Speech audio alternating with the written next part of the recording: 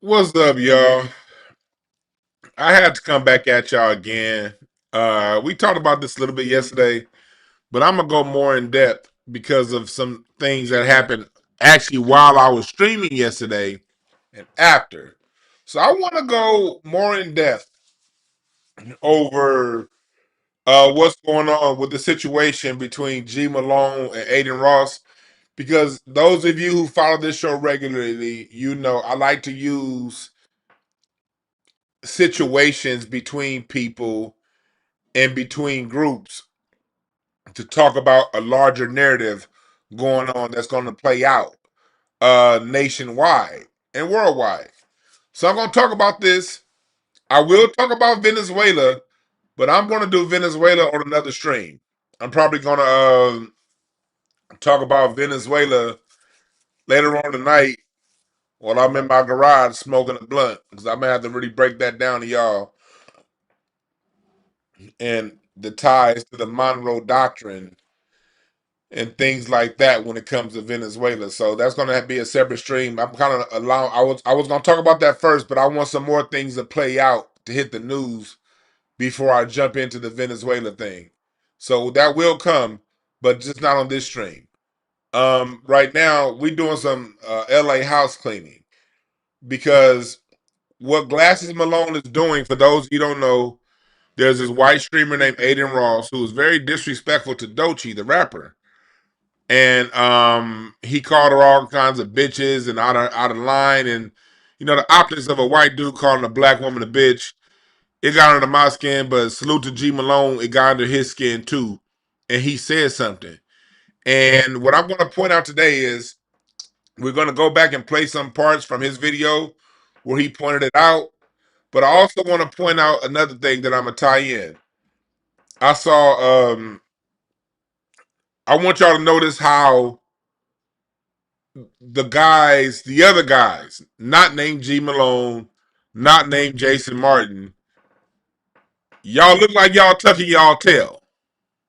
Straight up. And it don't look good. Because I see it's a whole lot of we got glasses back, we got glasses back.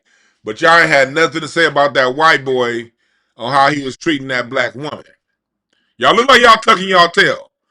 While at the same time saying y'all down with G Malone. I just want to point this out. And this is why more of us from LA need to speak out. The quote unquote, and this is no disrespect to the gangsters out there, but the quote unquote gangster class has gotten way too much exposure when it comes to LA politics, when it comes to LA in general. They got overexposed as the speakers and representatives of LA. But then at the same time, when black folks is in having an issue, y'all, not all y'all, but a lot of y'all be tucking y'all tail. And that ties into a video that I saw NCEO put up yesterday. And I like NCEO's channel, but he put up a video yesterday talking about are the biggest sellouts in America from LA. When you see the way some of these guys react to the white boy, you understand where sentiments like this can come from. But I'm also going to bring balance to that. No, the biggest sellouts in America do not come from LA.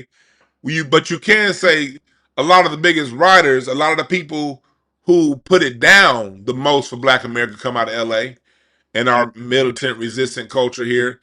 But those of us in LA that are always going at white supremacy, we oftentimes get overshadowed by the niggas whose pants is sagging. So I want to talk about that, and we're gonna break all that down today. I'm not gonna too much repeat what I said yesterday. So even if you saw my first 45 minutes of the show yesterday, you can still watch this because this is gonna be something completely different than what I touched on yesterday.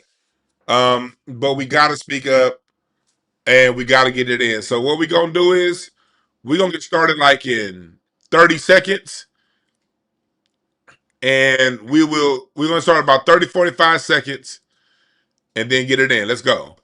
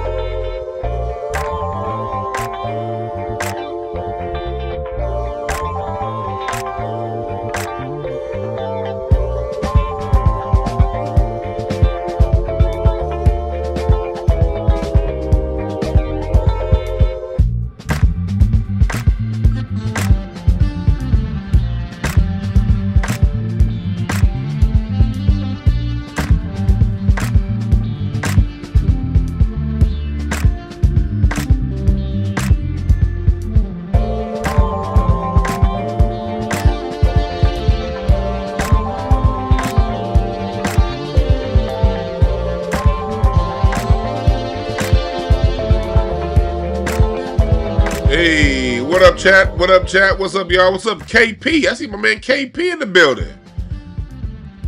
I ain't seen KP in a minute. When was the last time I saw you? On the 4th of July? Salute to KP. Salute to Scotty Jenkins. Salute to Miss Porsche, Brian Barnes, Lady Hotep, Renaissance Woman. We're about to break this all the way down. And I'm going to start off by saying this. I don't want to hear stuff like this. West Coast Ben sold black women out. The hell you talking about? We love our black women here on the West Coast. Calm down. What's up, Ariel Smoke? Ariel Smoke with the super chat says, Happy New Year and Wack ain't shit.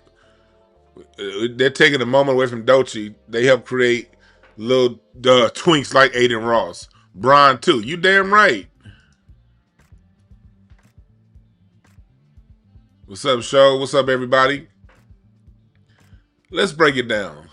So, I'm going to start from the end and come back to the beginning, all right? I'm going to start at the end and come back to the beginning. This all started because after I got off my live, I saw this video right here on Brother and CEO's channel. And this coon-looking nigga that wrote this video saying the most self-hating blacks are in LA. And being from LA, we get shots thrown at you motherfuckers from across the country all the time. People from across the country throw shots at us all the time.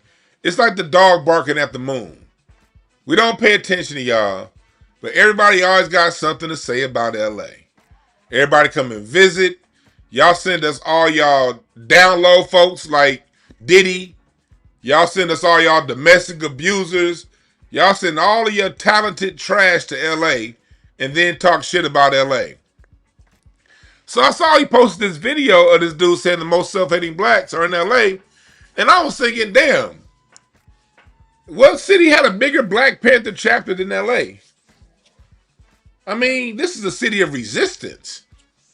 This is also the city where Jim Crow 2.0 was instilled first. Crack, 3 strikes law, SWAT teams.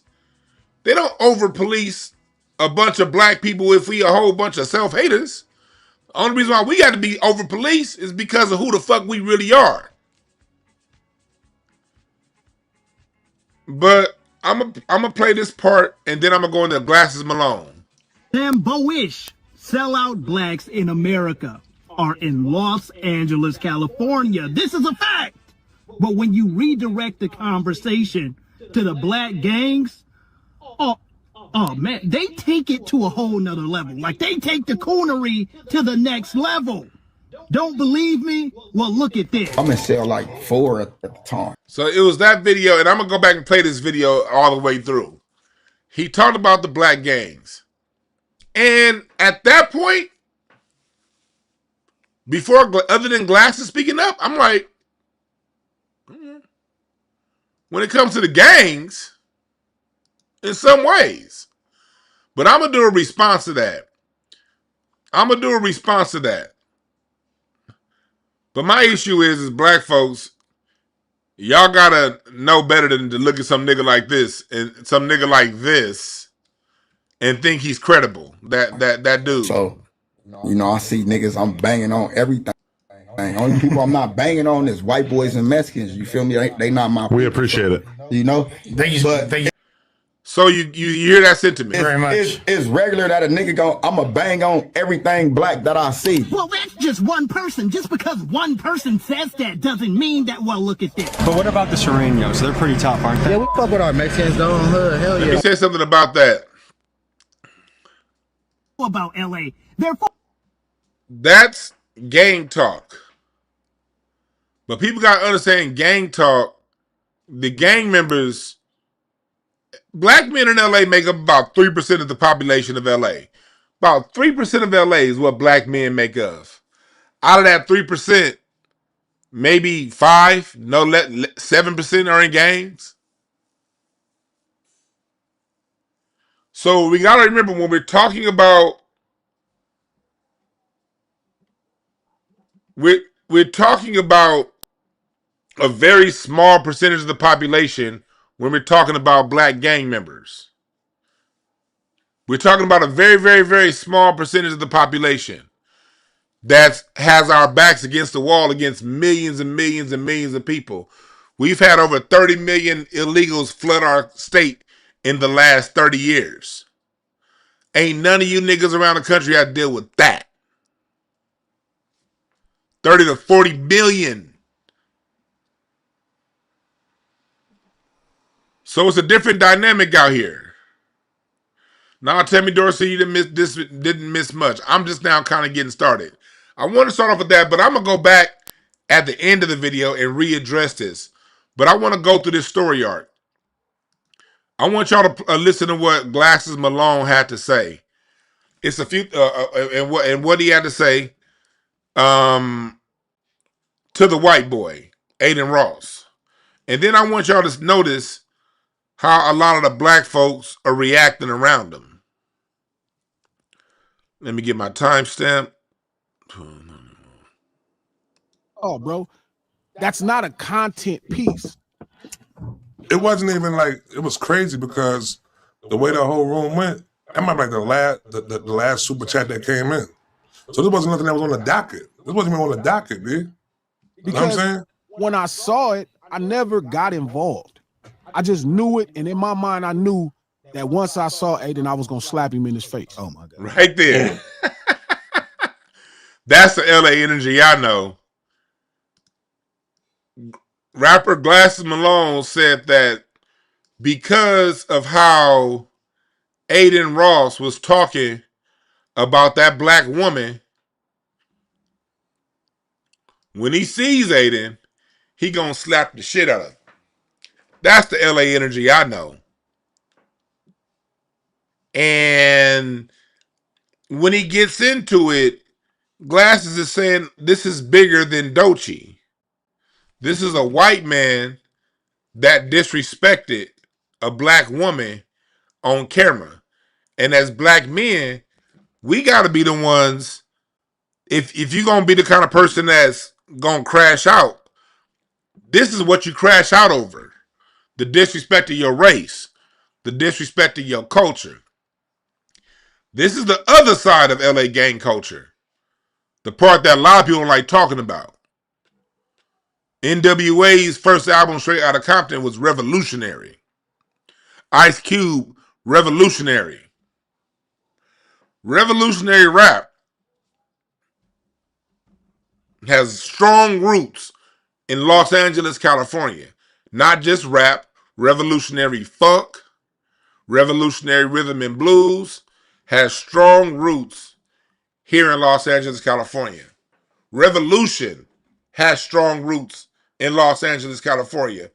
Name other city that had 2 goddamn riots and fights in direct confrontation with the police in a 30-year period. 66 and 92. There's a very strong militant spirit that's here. That's why the Black Panthers took off so fast here. That's also why the America had to create crack cocaine here.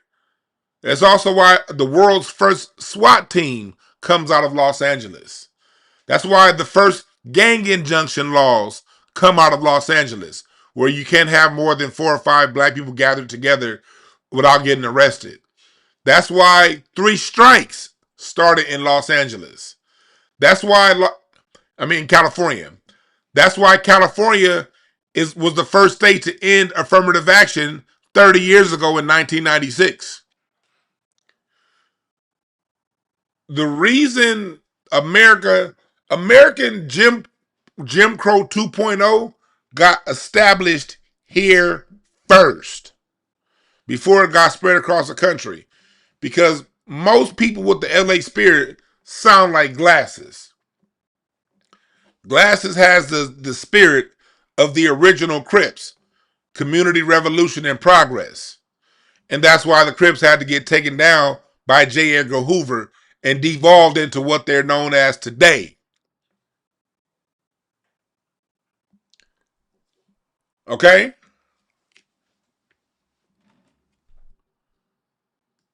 No, dickhead beat queen. Some people were really injected with crack cocaine. Yes. No, some people really did have crack put in their mouth. Yes, they did. That really happened, beat queen. So shut the fuck up and listen. All right. Yes, no, that really happened. And before we go even further, when it comes to the crack thing, I love my show, The Star Report, and he'll tell you, well, no one forced anybody to take drugs. Look at here, people. Across all races, 16% of the population, between 15 and 17% of the population, is going to take drugs.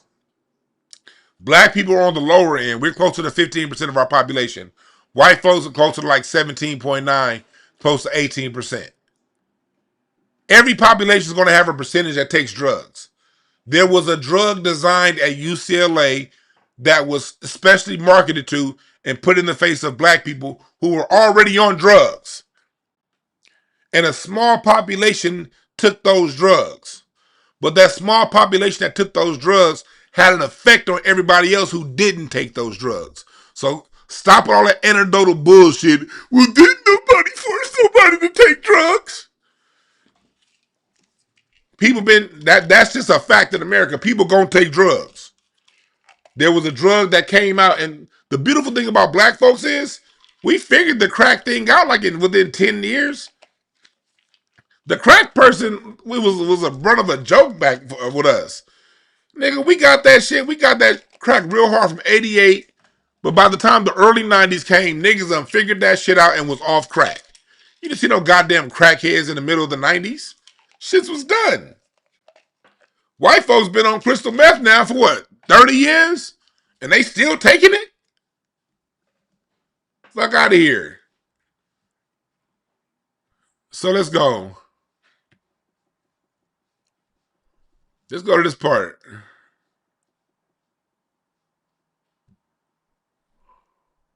Running. I'll be right there when they show up. I done been to jail for selling drugs, punching on shit, all kind of shit. And I was just fine in there. You think I'm not gonna go to jail proud that I slapped your stupid ass in the face because you keep calling this black lady a bitch? On this motherfucking thing in front of the public? What in the fucking world? I don't give a fuck which one of these people you think you cool with. I don't give a fuck if you cool with the president. You're not cuz. That's that LA energy that Glasses is bringing. That's him talking to Adin Ross. And that's him saying something that we've been saying for a long time here. If you niggas are gonna go to jail over the culture. Stand up for something bigger than yourself. And this is Glasses talking.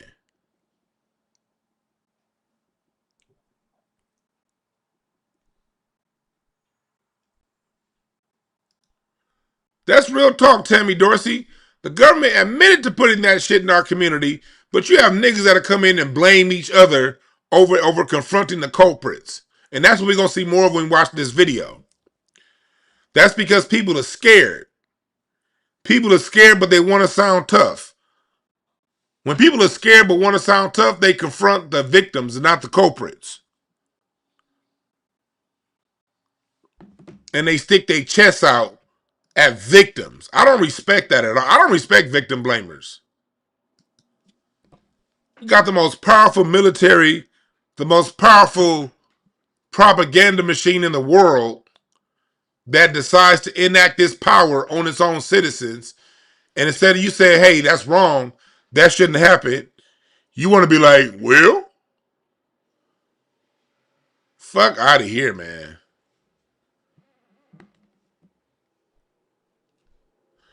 Hey, Juice, I'm going to need you, this is the third or fourth time you asked that question. You can go and Google that stupid ass question, bruh. I see you want some attention. Is Doechii part of the black community? Yeah, in this situation, she is. Because you got a Jew boy going around calling her a bitch and using her as a face for all black women. You niggas need to learn how to get on code when it's time to get on code. Like what Glasses Malone said, it's bigger than Doechii. You got a white boy calling a black woman a bitch. Doechii ain't done nothing to harm our community. Her lyrics is whatever. I did a whole show 6 months ago breaking down her lyrics and some shit that she said that we don't necessarily like. But when you got a white boy coming at your people, you don't sound tough looking at your people. Focus on the white boy. All right? This is a show today for people with nuts. Focus on the problem. Don't try to get attention. Yeah, we've been over here. Nigga, you got a white boy using her as a proxy for all of us. You got a white boy using her as a proxy for all of us.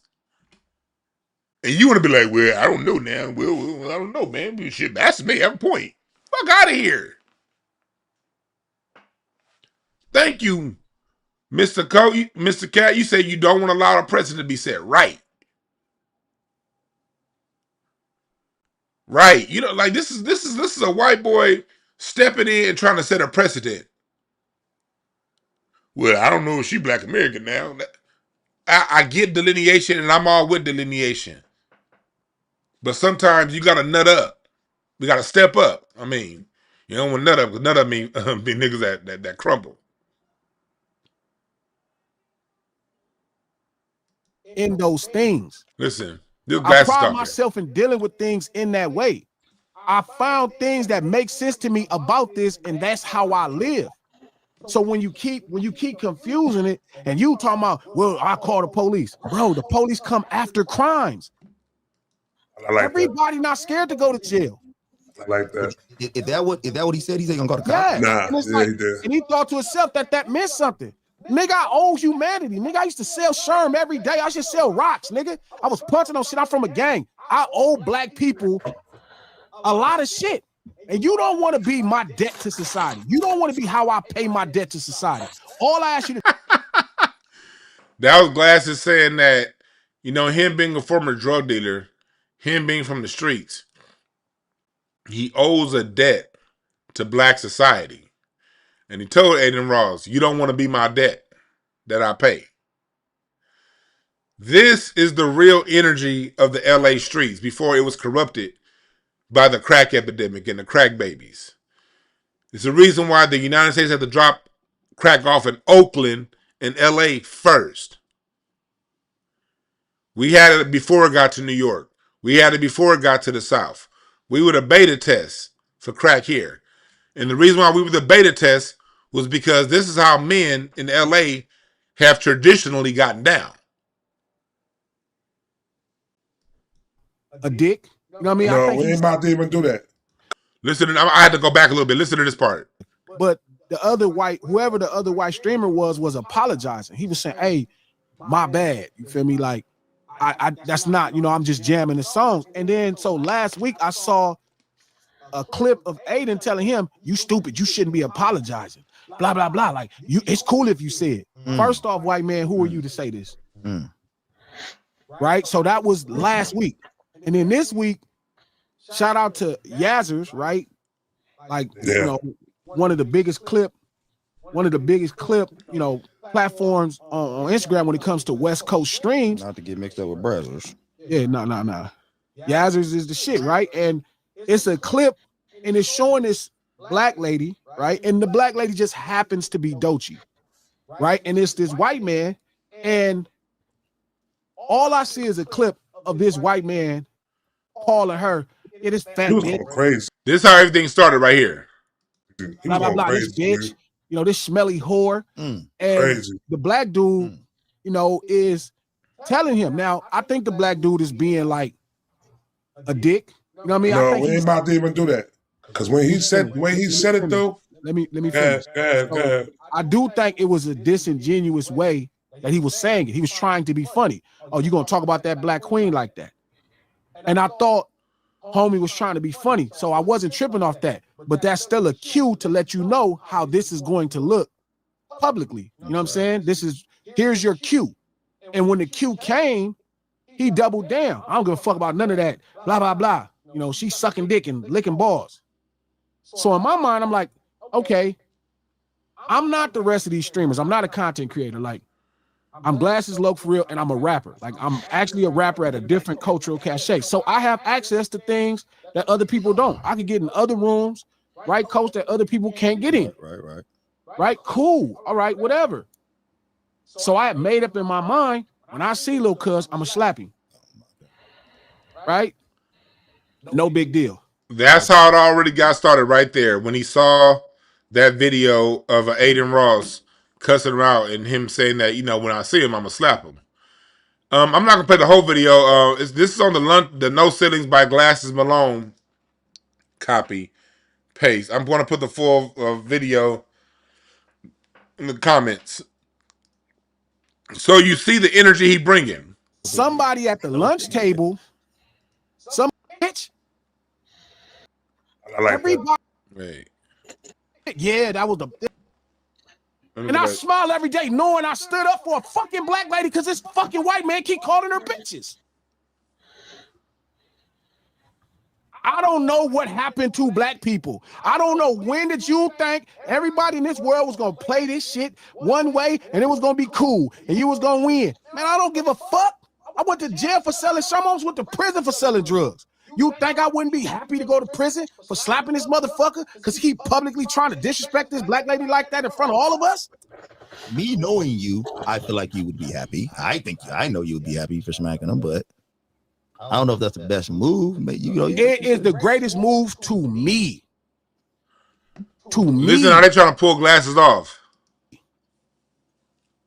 People will be proud of me if I went to prison for this. I would be proud of you. People would be proud of me if I went to jail for this. I wouldn't want you to go to jail. I don't give a fuck. So what? I'd be walking and banging on niggas like, man, Glass, you in here? Yeah, that's the best thing I ever did to come to this motherfucker. All the other shit I did was horrible. Like, as soon as you smack my like, so let me ask you this then, right? You feel like you standing across from him and having a physical altercation is more powerful than you standing across from him and having actual a dialogue. You can't talk that out of people, Trap. What you mean? You can't talk. So right, you hear right there was a guy you see on the right, Trap Bradshaw, asking Glasses, you know, you don't think you could talk it out. I want to bring that up because it's like, and Glasses is on point.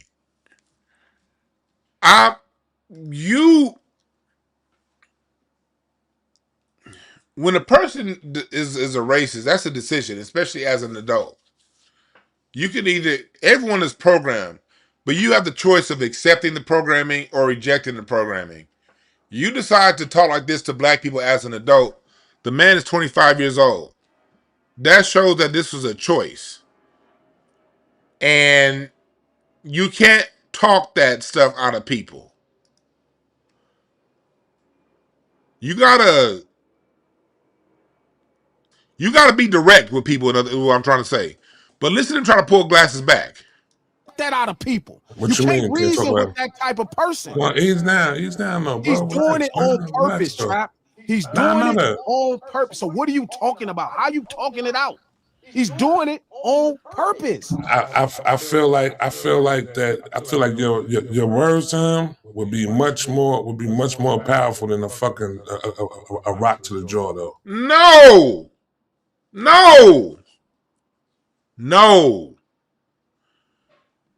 A lot of these cats got it twisted. Y'all will rock a black nigga to the jaw so fast. But when it comes to a white person or a non-black person being disrespectful, now all of a sudden you want to be politicians. Black people, when we see a brother like Glasses with that kind of energy, it ain't our job to sit and say, oh, no. That's that meritorious manumission bullshit y'all doing. Hold on, let me let Rocky in. Hold on. Come on, Rocky. Come on, little nigga. I ain't got no food. All right? But that's that meritorious manumission shit that's been ingrained in us black people since the early 1800s. Protect white life was an avenue for freedom. Avenues for freedom. Protecting white life, creating an invention that a white person could benefit from. This has been in our head for too long. We get very political when it comes to them, but we're not political when it comes to ourselves. And that's the problem. If somebody from across the train tracks or from a different block had this different disrespect, y'all don't want to be as political at that point. Like, oh, for real though, I just feel like that. I feel like that hit more. That hit more than the hit on some real shit. Look, I think that's cute. I'm not mad. And it's not about cute. I'm not insulting you. No, you referring to me as. No, I'm saying when I say I think that's cute, that you think that you could talk and reason with somebody who's purposely going out of their way. You can't say that to trigger people. I'm not insulting. I'm saying I think that's a. You gotta think that's cute. That Nigga said that's cute. You got some cute ideals over there, Trap. Is that horrible? I think. Yeah, that idea is cute. Glasses is 100% right. He said he think it's cute that you think that you can reason with somebody who thinks like an Adin Ross. That is a cute idea. You know why it's cute? Because it's not real. I'm gonna skip forward a little bit. I think, see, like that right there, and this gonna sound fucked up, but it's not about us, bro. It's not about what he said about you on this thing. It's not about what he said, what Adin said about us on this thing. It's not about niggas standing with me. Like, I saw homies arguing about standing with me, and I'm like, nigga, this ain't about me. He's talking about the community podcast, which I'm gonna get to next. With him talking about setting about him, setting up for him. He's making it very clear. It's not about Glasses. It's about setting up for a black woman that was disrespected by a white man. About this black lady that this motherfucking white man keeps calling out her fucking name. I think when they say they stand with you, they stand with the ideal that you putting out there. I get it, but I'm saying that's what's getting lost. What's getting lost is it's not about us. It's about this not at all. Calling this black lady, disrespecting this black lady like that on this thing. This has nothing to do with her art. I agree. If you saying the song is whack, if you saying you wouldn't sleep with her, cool. You calling this lady bitches, 100 bitches, smelly whores. Oh, she sucked dick and all that. And this is a black lady. Within me bringing that up about me, that's me being selfish within the whole shit. It's a bigger thing upon that. And that's what I'm saying. Him attack. No, I agree with you within that right there. And what I'm saying, completely at all. No. But my feelings that, and I'm gonna let you right now within this whole shit. No, hold on. Pay attention. I had that prayer for a reason. You see, Glasses is talking about what's going on. Glasses is talking about the issue. The issue is Doechii a black woman being disrespected by a black dude. Glasses is staying on topic. All the other black men around them are now making it about hit their feelings, about this and about that. That is what people do when they scared to confront white people. And that's just with anything else. If there's an issue that's real, I notice that like sometimes you'll be in a conversation that say about a topic A. I'm gonna say topic A. You in an A and B conversation about topic A. Then person C comes into the conversation. That topic A is too deep for them, or they don't understand it, so they try to switch the topic to topic D. They want to be a part of the conversation, but that conversation is a little bit too rough and tough. So we're gonna keep trying to switch the conversation. That's what the brother Trap Bradshaw is doing right here. But listen to how Glasses is talking. Glasses is embodying the real LA spirit, the real West Coast spirit, a spirit that existed before the gangs. And a spirit, do y'all know that and here in LA, we Black LA, we own downtown when LA was first founded. We started this goddamn city. And a lot of your innovations, Central Avenue. You could put the Central Avenue Harlem Renaissance right there next to the Harlem Renaissance. Broadway. Malcolm X, Malcolm X had a mosque out here. Do y'all know that there was so much real shit going on in that mosque? The LAPD shot it up. That mosque was right down the street from my grandmama's house where my daddy was raised. My daddy was 8 years old when that mosque got shot up. And the bullets went through the mosque into people's houses that lived behind the mosque. That's how scared these motherfuckers were of how we get down in LA and still are.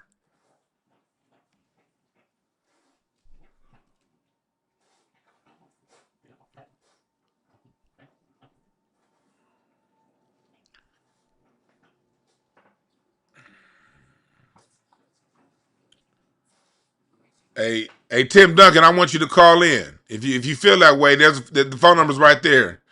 If you feeling like that about LA niggas, call in. The phone line is open. I'll take a 10-minute break from what I gotta say for you to express what you gotta say, Tim Duncan. Hey, chat room, tell Tim Duncan to call in if you feel that way. Call in. 323-705-5150, extension 800. The phone number right there. I only want that Tim Duncan guy to call in. If you feel that way, call in, homie. And let's talk about it. But until you call in, let's keep going. He ain't gonna call in. I'm saying, so it's like the homies it ain't about me. It's about him, not like everybody that's like us should have felt like this. Yeah. And it's way too many other things, but I'm starting to realize this is what's been happening in that space. I don't follow them. I seen a Neon Kid. That's why I was mad at Chuck. I'm like, Chuck, why would you have this nigga in Compton? He done called niggas all these names and all of this shit. Like, why is we building with him? Like, heard what he just said? When he said Chuck, he's talking about the game. The game is Chuck. I'm gonna go back to that part. Glass said this is how we all should feel as black men. And then he goes in and talking about how he had to check the game for bringing that Neon. Remember I did a show on that, how the game brought Neon down? The episode, y'all go check out the episode about a month ago. It's called Game Goofy. Go check that episode out. I'm saying, so it's like the homies it ain't about me. It's about him, not like everybody that's like us should have felt like this. Yeah. And it's way too many other things, but I'm starting to realize this is what's been happening in that space. I don't follow them. I seen a Neon Kid. That's why I was mad at Chuck. I'm like, Chuck, why would you have this nigga in Compton? He done called niggas all these names and all of this shit. Like, why is we building with him? Like, at this point, do something, like make something happen. Let's let something happen to these niggas. Niggas gotta have these young niggas gotta have some fear about one of them gotta disrespecting get black spanked people out. and being One of them around gotta black get spanked. It cannot be going both ways. One of them gotta be going spanked. both ways. It cannot be, oh, you know what, you get to do all this and you gonna sit around niggas and then niggas that's supposed to be stand up about it. That is Glasses going all the way in. Hey, Tim Duncan, call in. Don't be a bitch. I'll tell you over the phone how I feel. Call in. If the Tim Duncan guy don't call in, chat room, boot that bitch ass nigga out of here. Give him 86 86K minutes. Call in, Tim. Don't be a bitch. I only want one person calling in. And the number's right there on the screen. And the number's right there on the screen. 323-705-5150. I only want one person calling in. Don't be a hoe. You can't talk tough and be a hoe now. So that was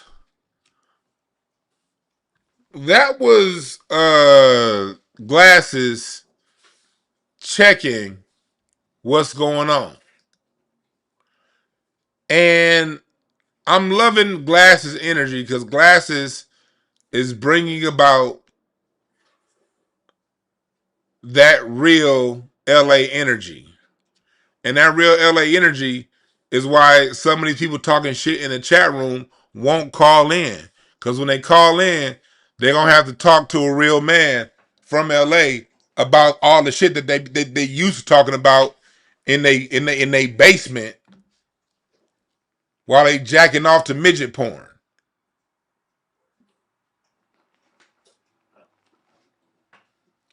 But you listen to Glasses. But I always find it funny is people like Glasses are in LA. People talk all kind of shit about LA. Where's your city's version of Ice Cube? Name one of your rappers wherever you live that wrote a song like Cave Bitch. Where's your current rapper like Kendrick that's in a diss track towards a Canadian Drake explains the slave trade and explains how black people built Atlanta with the train system. Name the popular rapper from your city that's putting that kind of black knowledge in their music.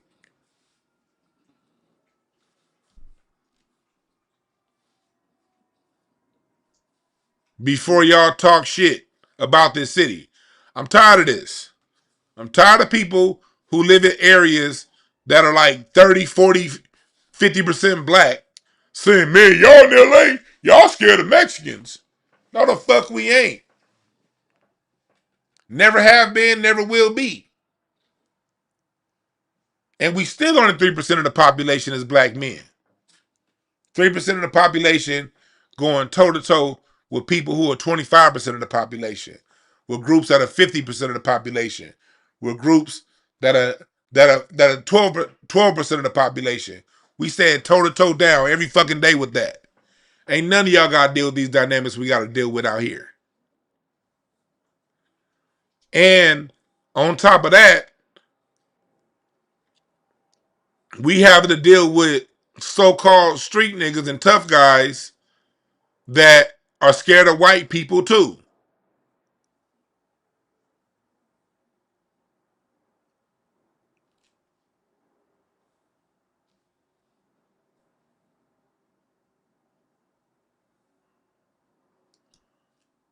I know who y'all had in Houston. Oh yeah, I know about the Ghetto Boys. I said come up with a song with a rapper that had 4 straight militant anti-white supremacy albums like Ice Cube.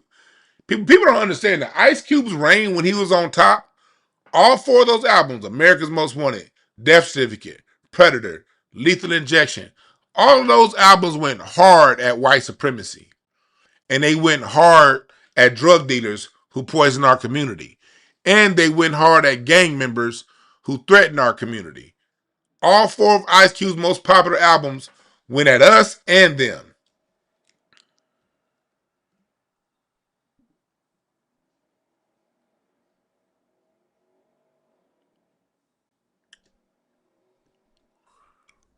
Until you can show me your top artists that had 4 they 4 hottest albums was attacking white supremacy, then shut the fuck up.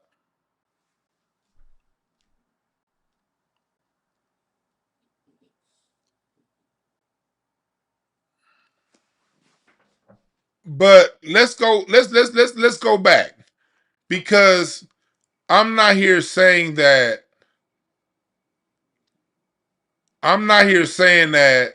everything out here is perfect. Let's see, this better be Tim Duncan. I'm not talking to nobody else. What's up, caller? What's your name? Where you calling from? The one.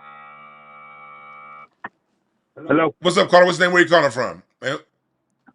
Oh, this is Donnie from DC, man. I know you waiting for what's the name to call? You mind if I talk? Real quick, I'll be real fast because I'm cooking. All right, my bad. All I'm saying is this, right? Now you getting pushed back from Glasses Malone over 35, right? We can say that, game like damn near 45 or something like that, right? Where the pushback from all the little youngins? You understand what I'm saying? Neon, Adin Ross, all they little streamers, everybody listen to them are young, and I'm guaranteed they got a huge black following. You don't see the little parallel in that. You know what I'm saying? Well, the youngest don't have show me the adults that they have to follow. East Coast or West Coast. Yeah, true. But let me keep cooking. I appreciate that though. Let me keep cooking. All right, okay, no problem. Yeah, I'm one. Okay, yeah, a lot of the youngins aren't pushing back as much, but neither did like who's their example. Show me the youngest example, and I'll respond to that. You dig what I'm saying? Show me who the youngest have as an example. But anyway, that nigga said you don't listen. Darrell.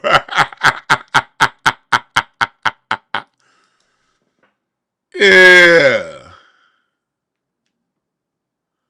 But I want to go to this video right here. I want to go over to this video. Because this is what... Also, I want to go to Jason Martin. Jason Martin, a.k.a. the rapper Problem. I don't know if y'all remember Problem, but I love Problem as a rapper. I love the album he did with... He did an album with DJ Quick about 10 years ago. The Rosecrans album. That's probably one of my favorite albums ever. This video right here. Listen to Jason Martin, the a.k.a. Problem, stand 10 toes down, backing Glasses Malone, and then listen to how the other brothers around him react.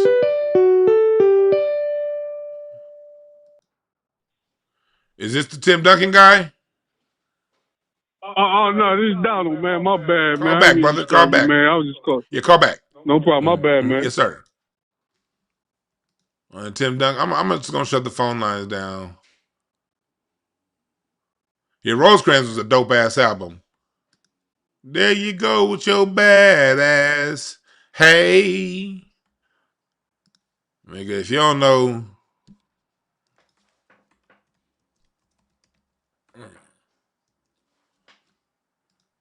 Nigga.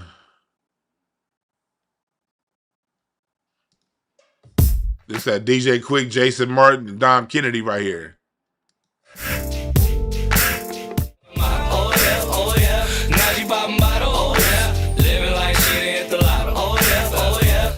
I love that motherfucker right there. Rosecrans. This whole album was a motherfucking beast. Yeah. Whole city limits, silly gimmicks. Ain't too many in my city with it. My city with it. If you doubt it, nigga, come and get it. Everything you. That's my shit right there. But I get distracted. Let's get back to the video. I'm sorry, y'all know me. When the music take over, I get distracted. I'm a slave to the music. Yes, I am. Yes, the fuck I am. I love the music. When the music get coming in, my whole mind I get fucked up.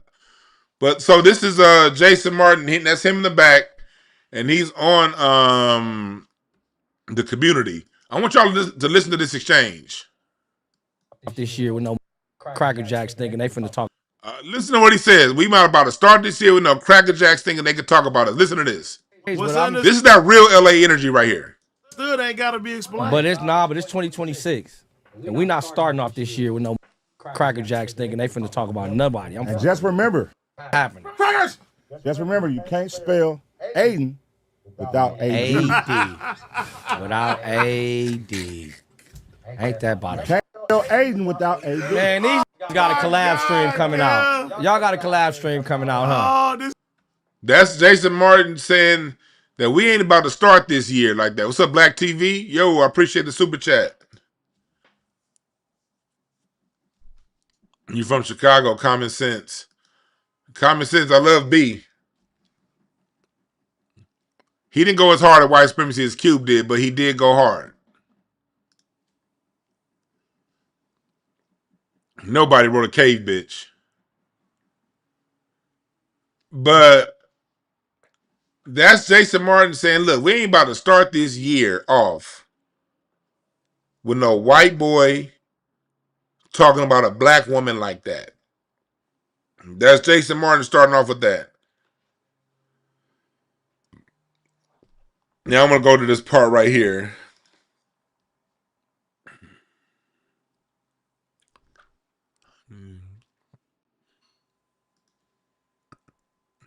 Motherfuckers, listen. Man, that's why we here. I don't know. 100%. I don't know. You just call me the future. You call me the future for a reason. Yeah, and that's so why I'm what's understood ain't got to be explained. We're not doing no yapping. It's either action or nothing. Nah.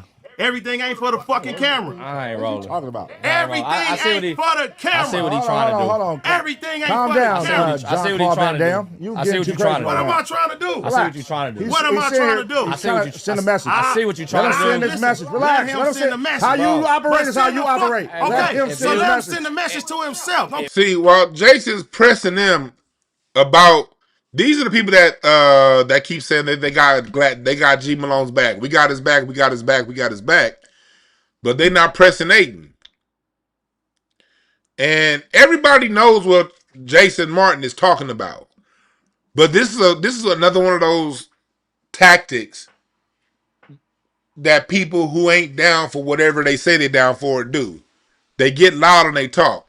I'm doing this for a reason. I want black people to notice. Pay attention to who is who. If you want to know the truth, watch about how racial dynamics exist.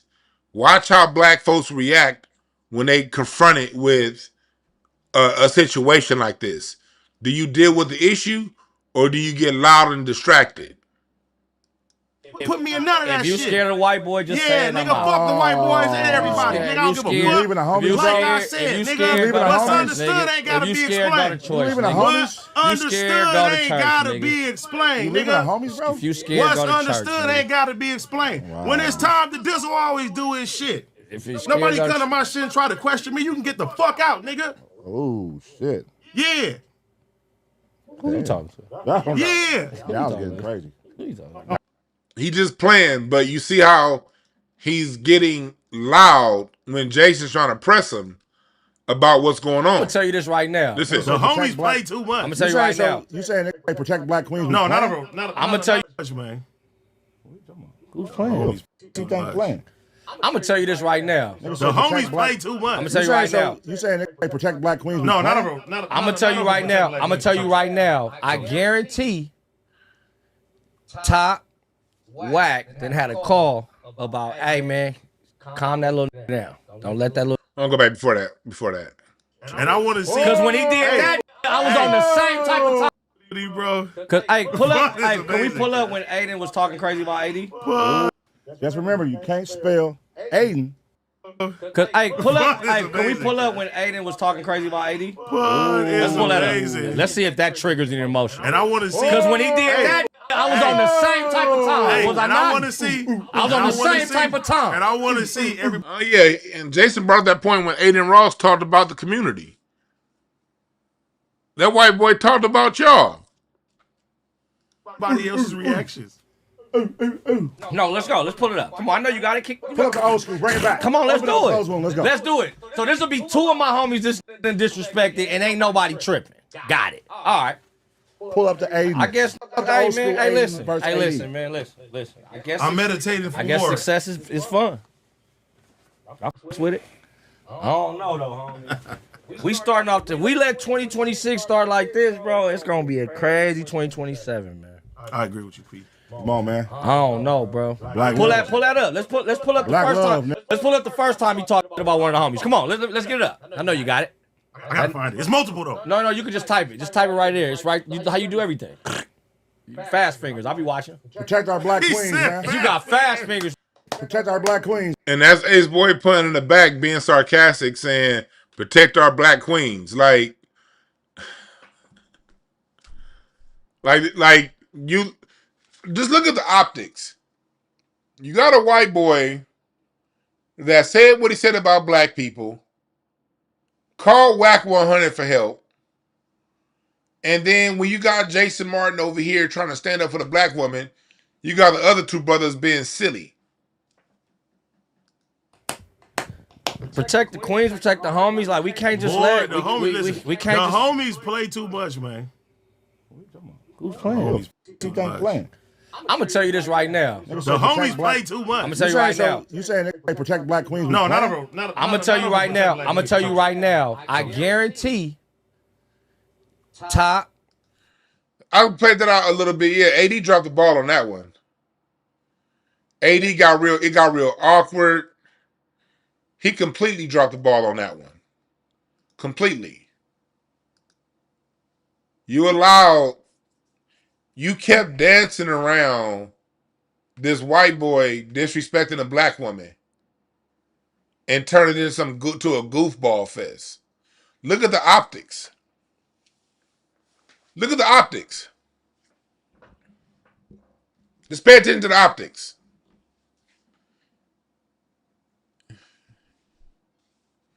Can't no black person go.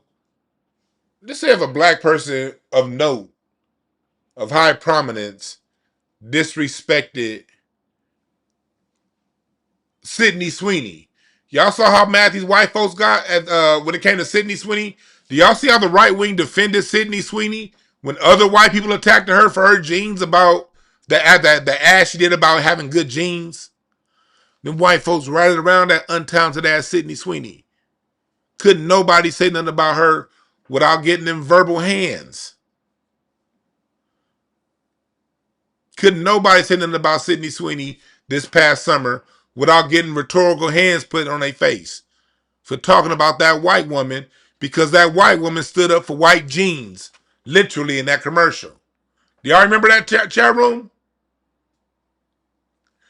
Yeah, Tammy, it's brothers like this that give LA a bad name. We can talk all this Crip talk, all this gang talk, but when it's time to gang against somebody that really hates your black ass, the shit turns into a goofball fest. The shit got real goofy real fast. The LA streets was born out of people with the Glasses Malone mindset. The LA streets was born out of those with a Jason Martin mindset. Go watch this documentary from, I think it was in 2009, called Bastards of the Party. It's the best documentary you're ever going to see on LA gang culture. LA gang culture was born out of people like Glasses. It was born out of people like Jason Martin. They were people defending the neighborhood because it was white gangs all around us. People don't understand LA is gangland, and the black Americans were the last to the party. The Hells Angels were created in LA, or in Upland, further out, but still LA area. At the Hells Angels. The LAPD is the mafia out here. The LA County Sheriff. There are 23 gangs found within the LA County Sheriff Department. Our police got gangs within the gang. Everybody ganging up in LA. The Lunada Bay Boys and Palos Verdes. All the different gangs up at the Nazis over there in Venice Beach. LA is ganged up. The black LA gangs were created in response to a racist, political, and social environment. That's how our gang culture started.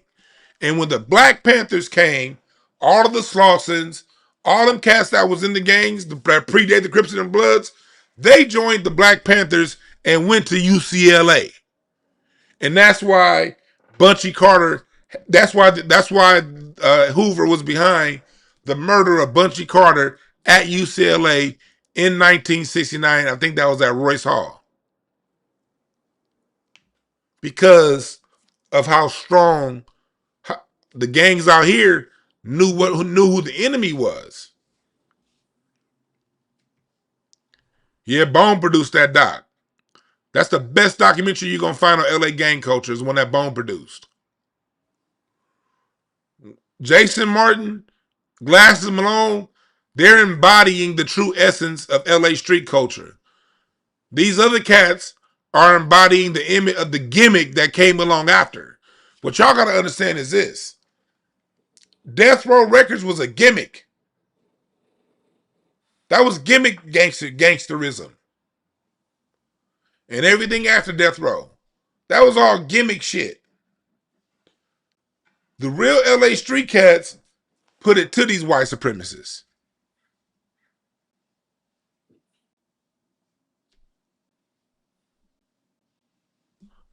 And when it comes to y'all keep bringing up Adam 22. This one y'all. Let's go on. Y'all, since y'all brought up Adam 22, let's bring it. I want to play this video from Wack 100 because Wack sounded real whack, shining shoes for Adin Ross.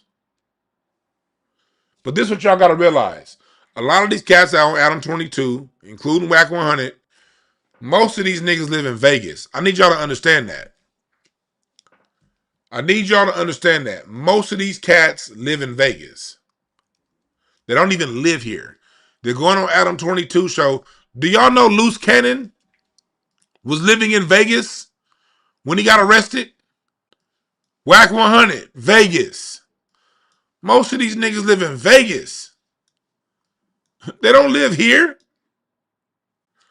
They on the internet talking about LA gang culture, and they not even living in LA. See, one thing y'all gotta understand is LA niggas is also hustlers.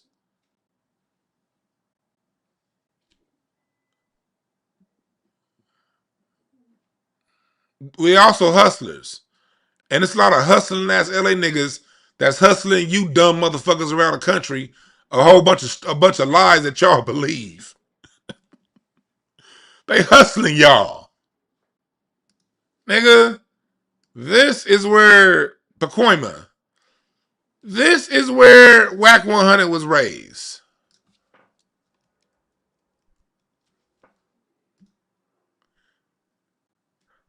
This is where Wack was raised. He was raised in Pacoima. Do y'all see how far that is from Compton?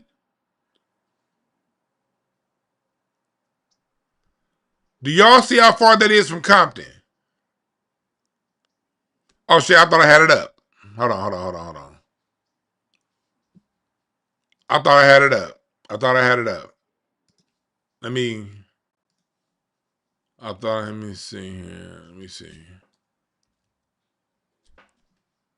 I thought I had the directions up. Let me put it up. Here we go.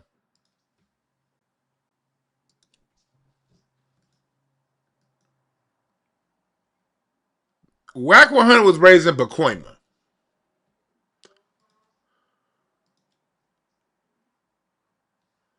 Look at how far that is from Compton, y'all. Y'all see that? You got to go over the river and through the woods to get to Pacoima from Compton. That's 40 miles. A lot of y'all niggas that got shit to talk about LA, about what LA need to do. You got 5 small towns between Compton and where Wack 100 live. Oh man, Wack 100. This nigga was raised way the fuck out here. South Central down here, Compton over here. He was raised way up here. Most LA niggas have never been to Pacoima. The only reason we be going to Pacoima is to take that 5 freeway to get to Magic Mountain. I'm from LA. The only time you ever crossed that valley was to go to Magic Mountain right here.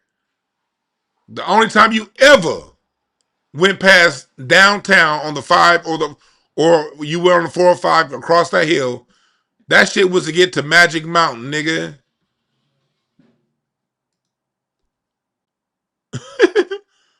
That was to ride some roller coasters. Nigga, this is the only reason why you go up that way. To ride some roller coasters, nigga. Ain't nobody from LA going no goddamn Pacoima. And the dude lives in Vegas. So I got a lot of you clown ass niggas talking about well, why ain't LA do nothing to Wack? Wack don't even live in LA. And I'm not with that gang shit. I don't want nobody to do nothing to the brother. I hope that they can have a conversation and talk it out. See, I want the conversation to be between Wack. If we're going to have a conversation, the conversation needs to be between black people. So another black person don't get hurt. So another black person don't get murked. That's what the conversation needs to be between.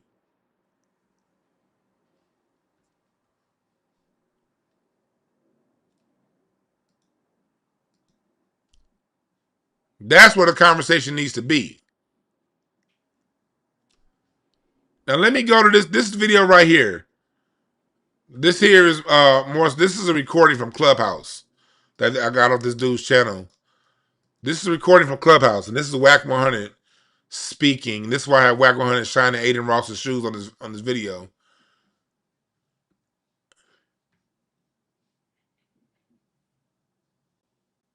listen to how he's talking. If he's telling me you This is Wack and that trap guy you saw in the previous video. Bro, and this other dude is attacking him. We didn't attack him though. Well, no, G Malone definitely attacked him. Did I attack him? Wack is saying that Glasses attacked Adin Ross. He didn't mention Adin Ross attacking Doechii, but he's over here saying that Wack attacked Adin. Wack didn't attack Adin. Glasses didn't attack Adin. Glasses responded to Adin. And Glasses stood up. See, this is the difference. Go back and watch Bastards of the Party. Glasses represents the true LA gangster, the true LA militant, the person, the style of black person in LA that J. Edgar Hoover targeted. The style of black person that got targeted for a particular conviction in a particular way that the rest of the country got targeted later. But Wack 100 represents the post J. Edgar Hoover gangster. He represents the bastard of the party that Bone was talking about in his documentary. When I went back and listened to it, nah, you didn't attack him. Did I clout chase? From what I heard after, That's the brother. That's the brother that was with Glasses in the video. Remember, I said that he didn't have that trap dude didn't have Glasses back. This is what I mean. No, not this one. This is what I mean by him not. Glasses is isolated. Only person that so far got Glasses back is Jason Martin. The rest of these niggas is scared. This is the Trap Bradshaw guy speaking to Wack 100. the fact, nah, you didn't clout chase. So what the fuck you say that for then, bro? Because when the white boy called me and said, these two people attacking me, look, G Malone, I expect that out of him. He gonna do that. He gonna debate. He gonna all that. He gonna do that. You do that with this type of music. That little white dude is a streamer. This reaction really. So that's Wack over here basically shining Adin Ross's shoes. That's Wack shining Adin Ross's shoes. So what's that broad over there out of Atlanta supposed to be on Big Bank thing? Got out of line, said some I fried that up.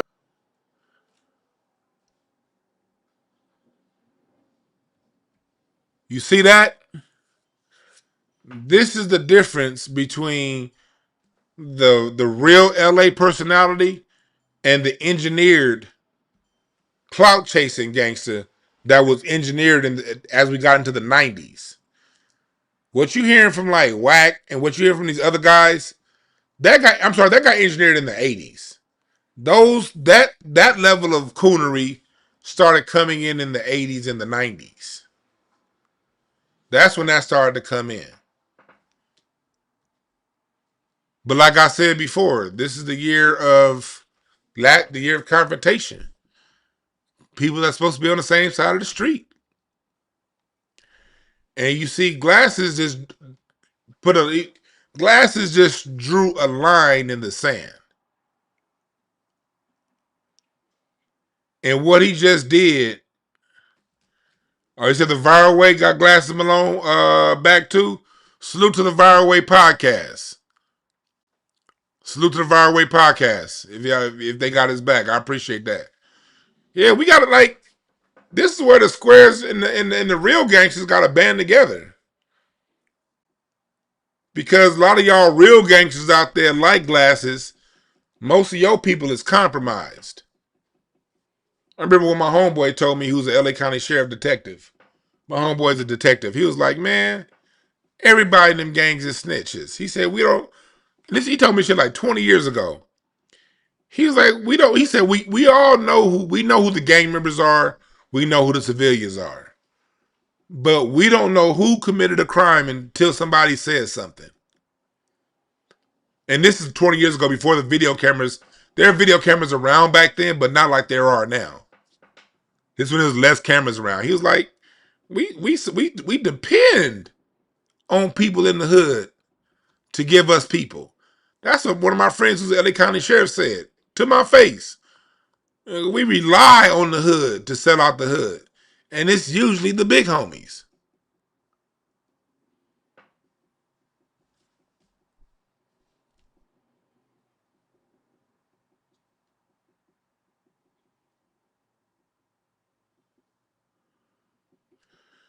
You're right. The people are with Glasses. The people are with Jason. The people are tired of this shit.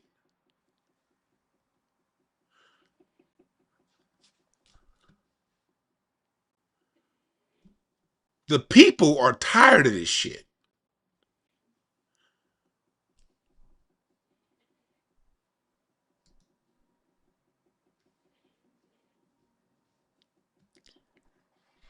And that takes me back to this video where we started.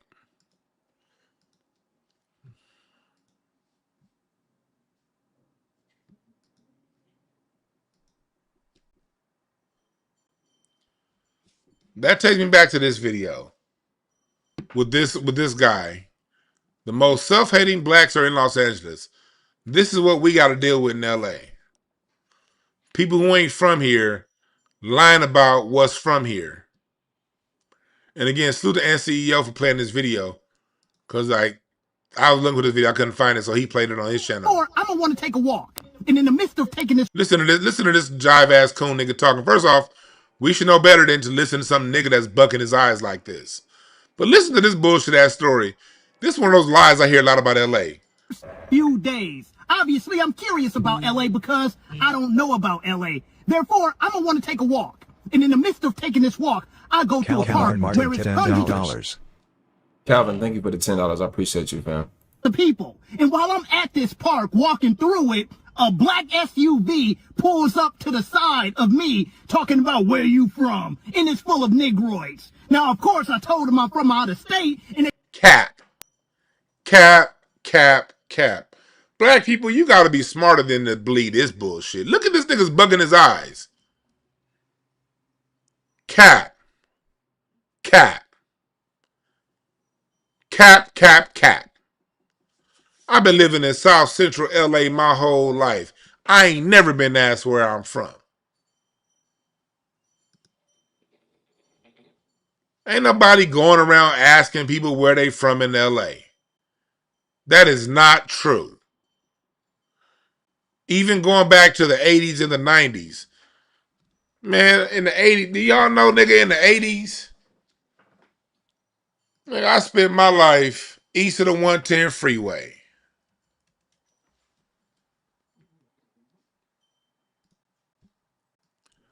Walking all up and down Slauson and Broadway. Slauson in Maine. Slauson in San Pedro. All the way down to Central. This is the part of LA that I was raised in and I still go to quite often now because I have properties all across this motherfucker that I manage and run.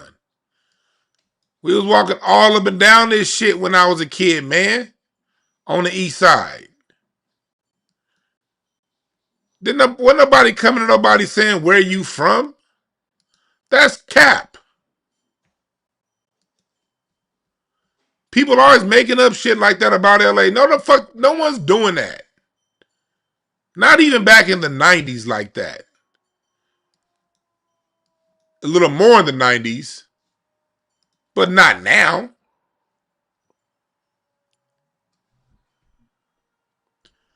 This is the mosque I was telling y'all about Malcolm X.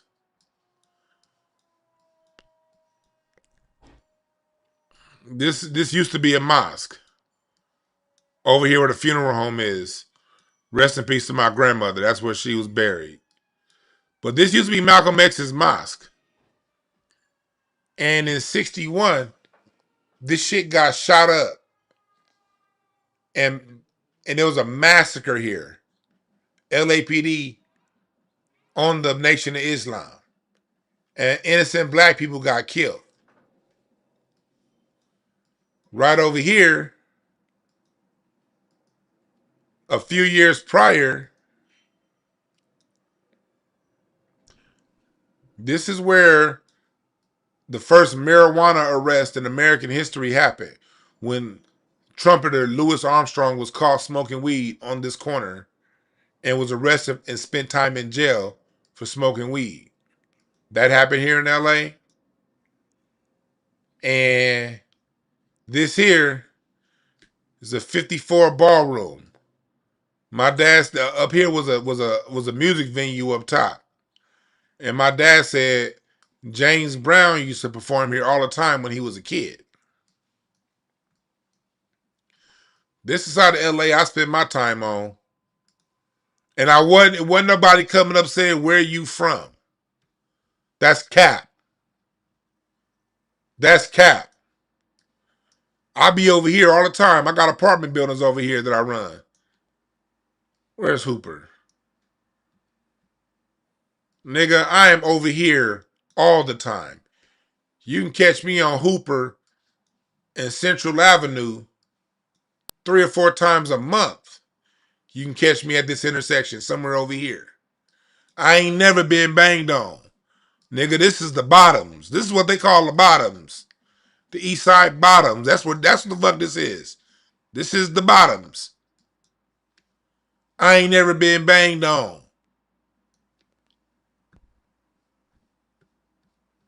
That's cap. Niggas is not running around LA saying, where you from? That's some bullshit.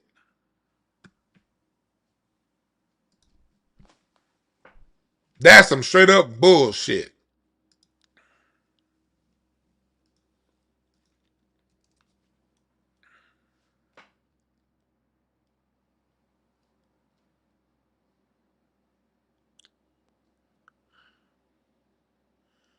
Here we go. We got so many. Damn, why do we have so many distracted people in the chat today? Y'all must be new around here. Y'all don't get it. Since you type it in caps, I'm pointing this one out. I said, King, first off, why'd you call him King Academics? Got the real story. Y'all going hard for a corny ass rapper, Doechii. Chat room, black people. There you go. Ain't that how we started this? Ain't this how we started this?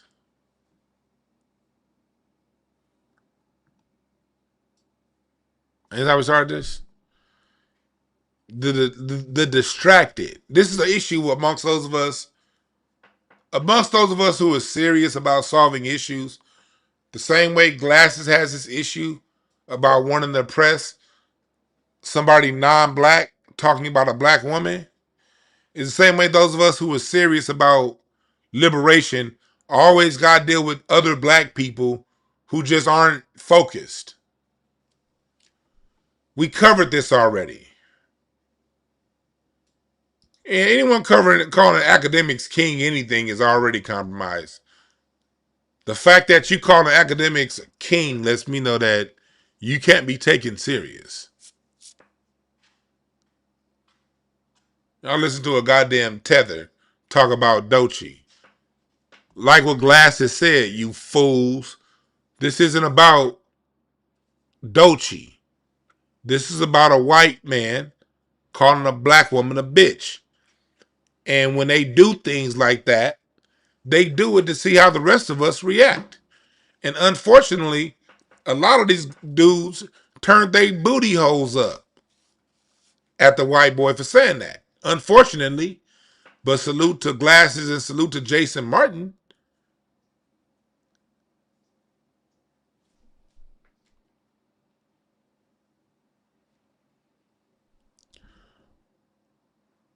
This story is a cap. I got pressed for wearing the wrong colors. Cap. Unless you talk about 1992. Cap. Let me tell y'all right now. Anybody that's telling y'all they got pressed over a color and that story is anytime this century, they're capping. See, let me tell y'all a quick little LA history lesson. Gang injunction laws, you know the injunction laws that the rest of you guys have around the country now, to where If one person in the gang commits a crime, it could be a RICO against the other people within the gang. That started here in LA. Do y'all know that? So in the mid 90s, LA people, LA gangs got smart and said, okay, they pressing over colors. So LA people stopped wearing colors in the 90s. It stopped being about a rag and a color in the 90s. Because if you wore that rag and that color, you had a Gestapo unit called the LAPD that was gonna have a billy club up your ass. Stop being about colors in the 90s. Okay? Rappers rapped about colors because it was selling records to fools who believed the story. Small hat executives asked rappers to rap about these gang and street politics, which most of those rappers are not from the streets like that. And they're telling stories about people who are around them, not their own stories. They sold the rest of you fools that bought the story a lie, and y'all believed it. They stopped doing colors here in the 90s because of injunction laws. It moved to hats. That's how I know a lot of y'all just fucking stupid. LA's been on hats for literally all century. We're in 2026. You got people that was born in the year 2000 and die an adult in the time since LA stopped banging over colors because the LAPD had feet and asses. You couldn't wear colors.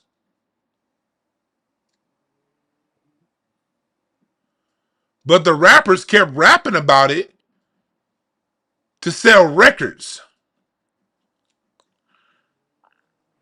Crips fight Crips. Bloods fight Blood. One of the biggest gang wars is the 60s and the 40s, and both of them is Crip sets. The 60s and the 8 trays. The most notorious gang rivals in LA have been Crip on Crip.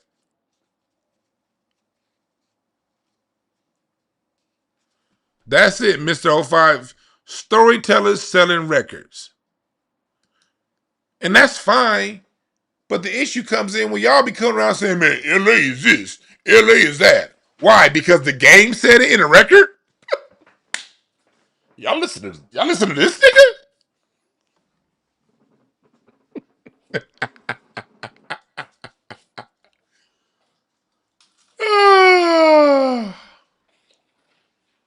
Stop capping.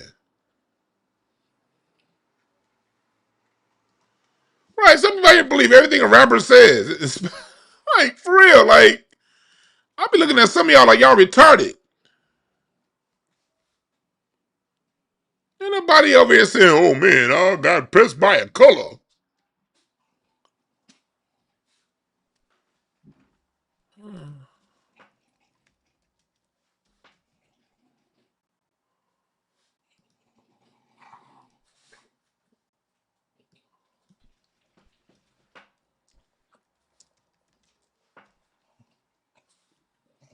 Please.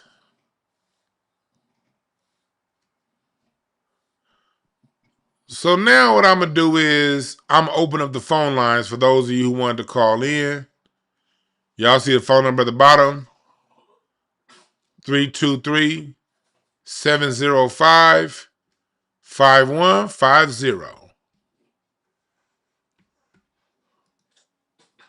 323-705-5150.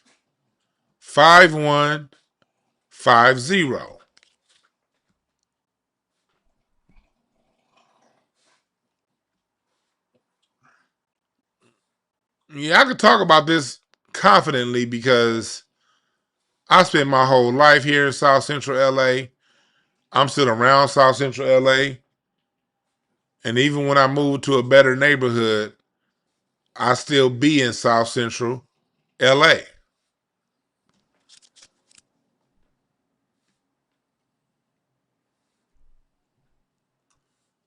But I closed the phone. My bad. I closed the phone line down. My bad. I'm over telling y'all to call in, but I had it closed down. 323-705. All right. What's up, caller? What's the name? Where you calling from? My name is D. This from Los Angeles, California, man. Go ahead, brother. What's up? What's How on you your mind, doing? brother? Oh man, everything you said in that video was right, man. I hate to say it, no disrespect to all the out of towners, but I would say a lot of these out of towners that get online and try to speak about LA, they some of the most biggest anti-black hypocrites of all time, man. Real talk. Like they always speaking on our politics. They always try to speak on us and try to use us as a dump truck to make themselves look good. But once we start putting that mirror on them about all the dumb stuff that they be doing and all the cornballish and all the activities that they've been having, now we'll suddenly be wrong. We anti-black and we all this other type of stuff. And the funny part about it is we don't even talk about no other coasts. We don't talk about no other cities or anything at all. We kind of stick to our own politics. And if we do find somebody talking about the other city, we actually check it. So so that's why I say I understand where you come from with that. And a lot of these people, I be telling out of towners all the time, if you let Flacco, no jumper, or what AD and all them cats be doing, the fools gonna get you hurt. Because the thing is, they not really the full representation of LA. They more like the gimmick slash. Yes. Yeah, exactly. It's just like AD, you know, because I know I'm just in it like this because I know other people want to call. This ain't the first time AD had that run in with Adin Ross. Because Adin Ross kind of dissed us. Adin Ross dissed us the first time, but when people started checking him, he started apologizing, and he was dissing AD for calling him out about it, and he was still saying FAD, and then they started trying to squash it and beef and try to squash it out. So this ain't his first run around. As much as I like AD, he always tries to be the politician. He always talking to the people that disrespect the city and sometimes black people. He even says he talked to Adam 22 No Jump. So that ain't the first time people that called him out on not standing on business and not being on some coonery type of act. And I hate to say it, and that's just what it is. And I'm glad that we got people like you on the forefront giving the real true, giving the real true lifestyle of Los Angeles, because a lot of these dudes not doing it. So I appreciate you for that. I appreciate that, man. Thanks for calling. No problem. Yeah, you're right. Like again, like I don't want to. Like I like, you know, I think the community. I think all those podcasts are necessary. I don't have any issues with them, and I don't want to speak like I have issues with them because I don't. They ain't never said nothing to me. You know what I mean? They don't disrespect me. So since they did nothing to me, I ain't got no issues with them. But when it comes to speaking up for LA, what happens is those podcasts that are sponsored by Prize Picks, those podcasts that got mainstream, those are the ones that go out to the rest of the country and they cast the widest net oftentimes as to what's going on with LA street politics and what's going on with the city of LA. And people think that the street politics is the only politics of LA. When the truth is, street politics are in the politics of those who choose to get involved with the streets. Let me say that very clearly again. Street politics are the politics of individuals who choose, choose, choose, choose, choose, choose, choose to be a part of the streets. And they're a small percentage of the overall black population here in LA.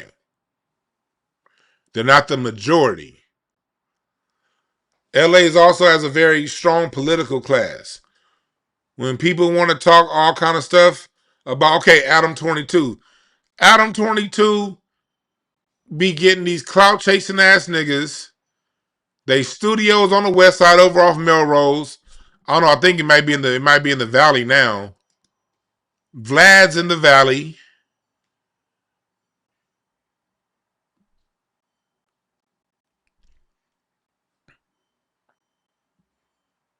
And they get people who ain't even from here. Adam 22, Wack 100 flies in from Vegas, goes and does his little thing with Adam, and leaves, from what I hear. I don't know. I wasn't there.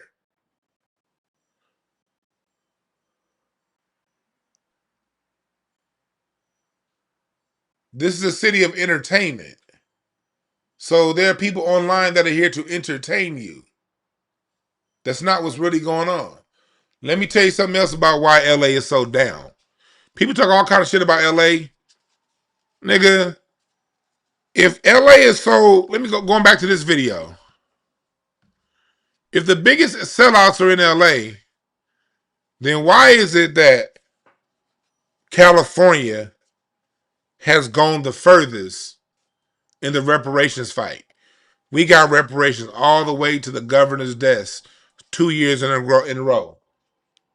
Unfortunately, we've had a racist ass governor that got people like Isaac Bryan to not bring the bill to the floor, and then whatever bills did come to the floor, he vetoed the bills.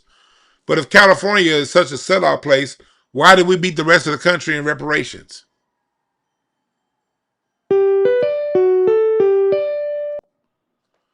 I don't want to hear nothing from nobody that got a 30% black population. If you got 30% black population in your town and y'all not running that town, and when I say running the town, I don't mean a black-faced mayor. I mean running the politics, running the business, and running the economics of that town. If you 30% of a town and you ain't running the economics of that town, don't say a motherfucking thing about LA when black men are only 3% and black men and women together is 6% of the population. Stand down. What's up, caller? What's the name? Where you calling from? Hey, man, this is Darrell. Coincidentally, I live in Los Angeles, California. Yes, sir. What's on your mind, brother? Well, you know what? I like to give a big shout out to Glasses Malone. I think he hit home with a lot of our issues. I think that we as black men, we have to start protecting our women. And a lot of us, I'm not going to say us, but a lot of black Americans, at least black American youngsters, they really don't have a model, you know what I mean, to look up to.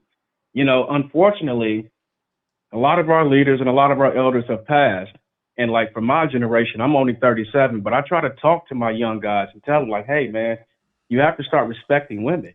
You know, you have to start respecting your moms, you know, because, you know, like Tupac said, you know, otherwise you're going to hate the lady that makes the baby. And I think we need to get back to, you know, loving black women and appreciating black women.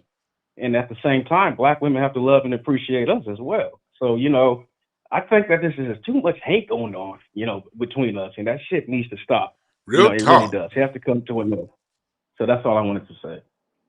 Real talk, man. I appreciate that, Darrell. All right. You know what I mean? He said there's a lot of haters who hate on LA because we've been getting so much. Hell, since before the late 80s. Since the 1880s. We've been getting this since the 1880s here in LA. Oh, that's what I meant earlier, Naga influence. Hey, I was walking Rocky earlier, and I'm walking Rocky. Rocky just took his shit, and somebody stopped their car. I'm like, hold on. Oh, nigga, I'm over here about to. I got my shit with me. I'm like, hey, what the fuck was this nigga pulling over for? But he hopped out and said he listens to the show. Appreciate that, Naga influence. I was like, hold on. Who's stopping? I put my hand on my shit like, hey. It was good meeting you, brother. I told you I'm right here in LA. The people see me. I'm here. I'm in South Central. I'm a real dude. And I don't hide behind a gang. I run solo dolo.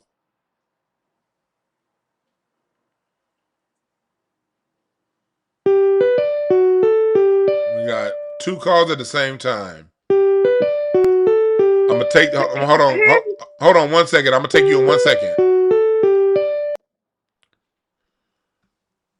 What's up, caller? What's the name? Hold on 1 second, caller. Said this is but we're not talking about Doja. We're not talking about her. But this isn't about Doja. This Doja Cat. Doja Cat has. This is about Doechii. And this is about Doechii getting attacked by a white man and the black woman. That's a proxy for all of us. So we got to get those little side differences to the side right now. But what's up, caller? What's the name? Where you calling from? I'm calling from Richmond, California. Hey man, I was hearing what you were saying about the outsiders were saying about California. Man, I'm a Gen Z. I was born in 1997, so I like. Yes, we do as youngsters. We do need to protect our black women more as Black Americans. We do. And another thing, I was like I said, I was born in '97, so like if I see a black woman hurting, I won't step in. That's me. But I think as more we do, and then they say California ain't black enough. The outsiders, it's like what? That's the crazy thing I ever heard. Like, especially I'm from the Bay. Black Panthers started in the Bay Area.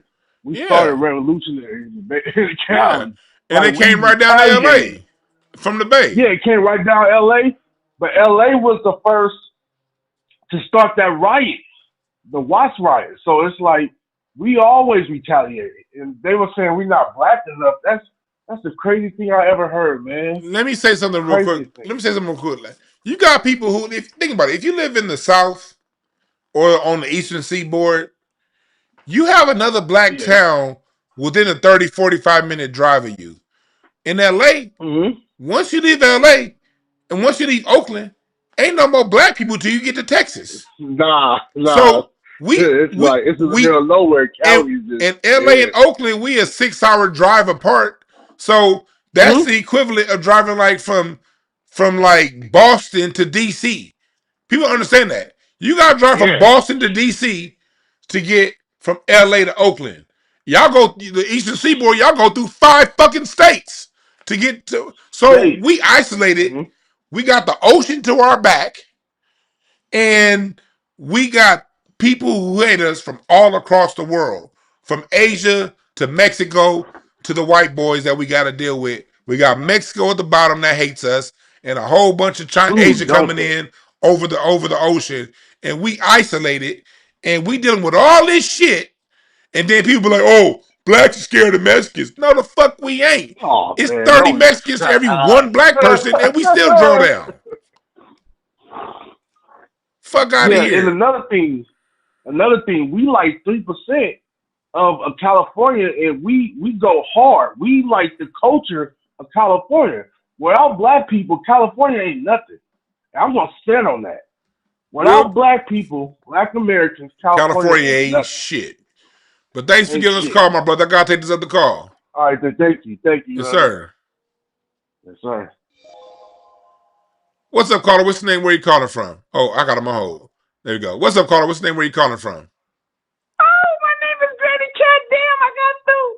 I love you. I love you. I love you. I appreciate it. 19. No. This kind of about Doja too. This about Doja too. You have. I think you have me on in the background. Mute the background. Oh. Okay. I try to mute. Is it mute? Yeah, I think it's good Oh. now. Yeah. Okay. Oh my God. I got through. I never thought I could get through. I was born in 1958. I'm a September baby, 10:30 in the morning. But I'm saying to you, I'm so glad to talk to you. Where is the dog at? Where Rock? Oh, Rocky out getting fed right now. Oh, my baby. Poor thing. Oh, all I want to say to you is keep it up. Because you're inspiring me to do more than I ever wanted to do in my life. And I'm older. You know, it's taken us a long time. And I'm getting there. It's never too late. If you breathing, you good. I'm breathing, I'm good, but I want to buy a farm and make a grocery store and feed people. Hey, just keep pressing at it. You got it. I just love life now, and I'm living my life. Okay, and you inspire me to make it work. I'm gonna make it work this year. Gonna make it work. Yeah, that's the only choice that you got is to make it work. That's it. And you got it. And tell Rocky, I love that dog. You starting to look like that dog. You know that dog starting to look like you. Every time you rub your head, you look like that dog. Mm-hmm. I'm gonna tell Rocky there. Yeah. All right. I love you, dog. Uh-huh. But thanks for giving us a call. Bless you. Bless you. Much appreciated. Mm-hmm. Yeah. Appreciate the call. Black Gemini in the chat. Fact. Oh, I got a Cash App. James, I appreciate the Cash App. I've got. Let me call these Cash Apps. And you can send yours too by clicking on the right there in the comment section. Also join the Patreon. Patreon, you're going to get your newsletter today. Check out the Patreon newsletter semi-weekly. Black Gemini said it. If we were scared of Mexicans in LA, we would leave. That'd be the thing. Like, y'all live in populations to where it's like a whole bunch of other black people. Even our black neighborhoods are getting gentrified. I was in Inglewood, Costco 2 weeks ago, and I saw a whole bunch of Indians. I mean red dot Indians, Kamala Harris Indians. I'm like, where the fuck? I've been coming to this Costco since it was built in 2003. And it's full of Indians now. When I drove to Sacramento a couple months ago, all up and down Highway 99, Sikhs and Muslims, every billboard, Sikh attorneys. It was a whole bunch of towel heads, different towels, different religions, but all up and down Highway 99 through California's breadbasket with Sheiks and Indians. And a lot of those black towns up and down Highway 99 were established by black people. But because white folks was putting arsenic in the water, those black towns got shut down. We deal with a whole different level of racism here that most of the world ain't seen yet. Y'all see what we deal with 30 years later. Y'all don't, we get it first. Because of the mentality here in California being very Glasses Malone like. What's up, caller? What's the name? Where you calling from? What's up, Dewan? This is Ariel. Calling from the South, man. What's up, Ariel? What's on your mind, brother? Not much, man. I just, man, just like how Joey ass up kicked off last year with, dissing all over the West Coast, these incels are getting started on the year with the bullshit. Yeah. It's crazy. I heard the song, and I thought she was talking about Whole Budden and Academics. Adin Ross, that little twink never crossed my mind. Same, yeah, like the same with like that white boy Andrew Schultz with Kendrick. Don't let no white comedian talk about black rappers. That's law. Exactly. He pulled the exact same shit that Andrew pulled. Yeah.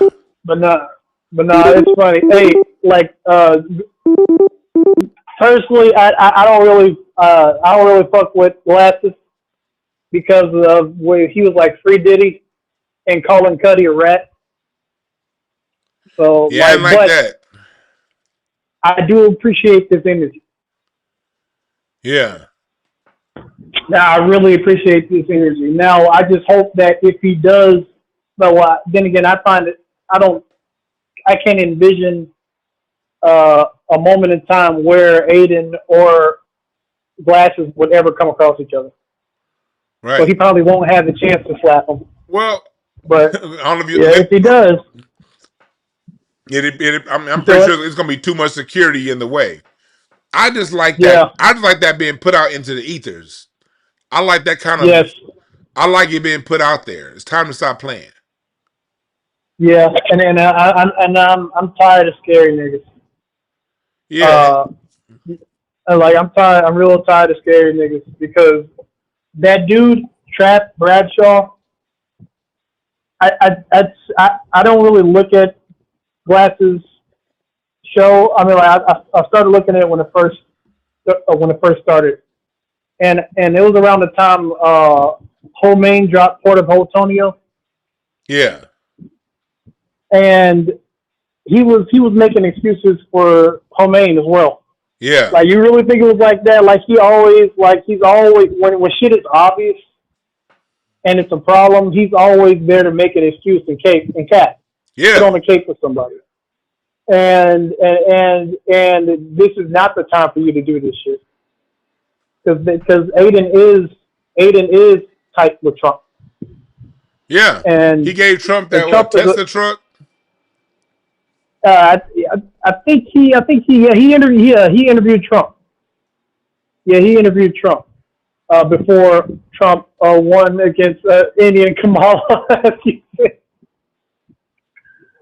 Yeah, But man. nah, this is not the time to be trying to teach a racist. It was never the Right. time, but it's definitely not now. I don't understand niggas that always trying to teach motherfucker. I don't have time or the patience and tolerance to try to Right. teach somebody that obviously hates me.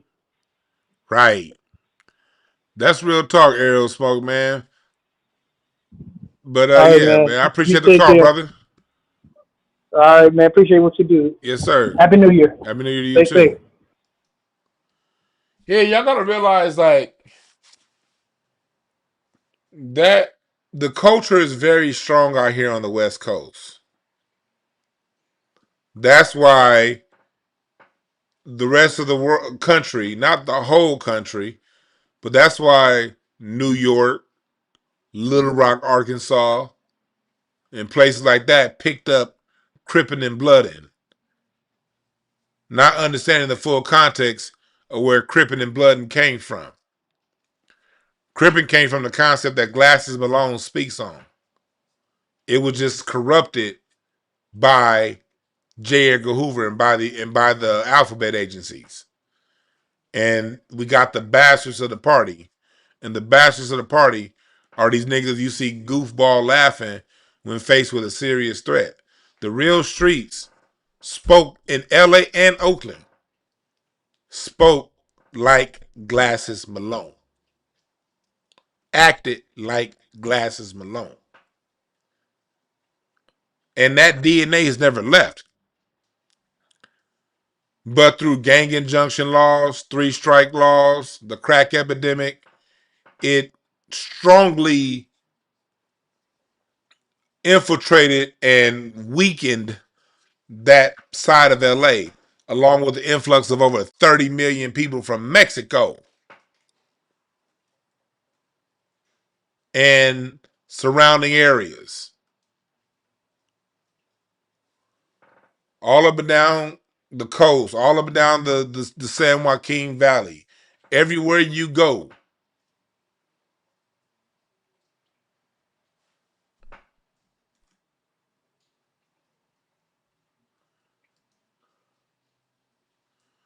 a lot of black people did move to Vegas. And like he's right, a lot of them niggas are coming back too because Vegas is whack. Vegas is very black now because a lot of black people got priced out of LA and they had to move. And a lot of they got tired of living in Indio and goddamn Apple Valley. So a lot of them niggas moved to LA. Moved to Vegas. But a lot of those cats are coming right back.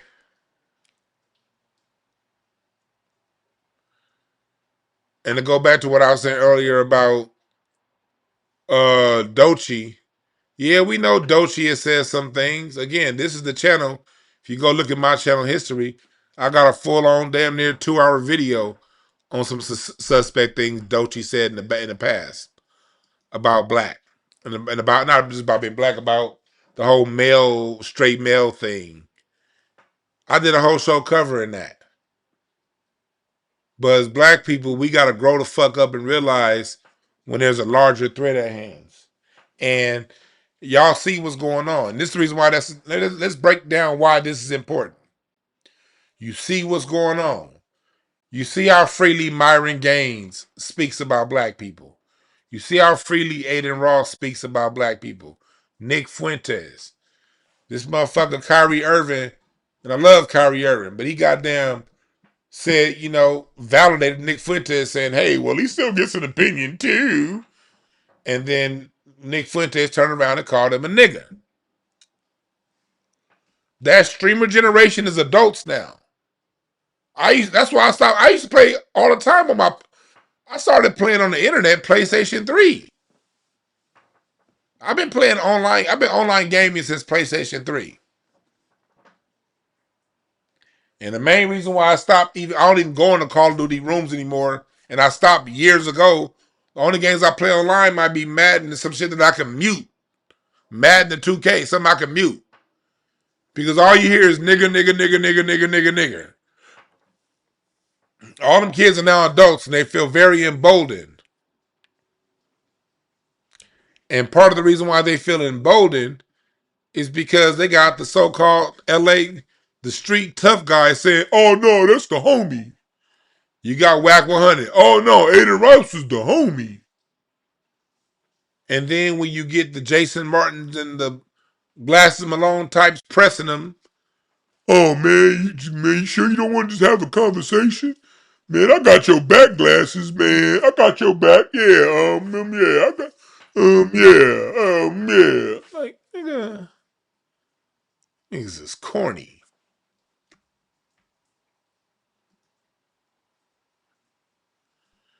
Myron says, have you noticed every time Adin is called out by one of us, like Joe Biden did, he then pits him against another black person? Right. The first thing, you're right, 100% Myron, the first thing Adin Ross did was call Wack. Hey, he's threatening me. And this isn't an LA problem. This is a black American problem going back to meritorious manumission. Dr. Claude Anderson taught us about that. About meritorious manumission.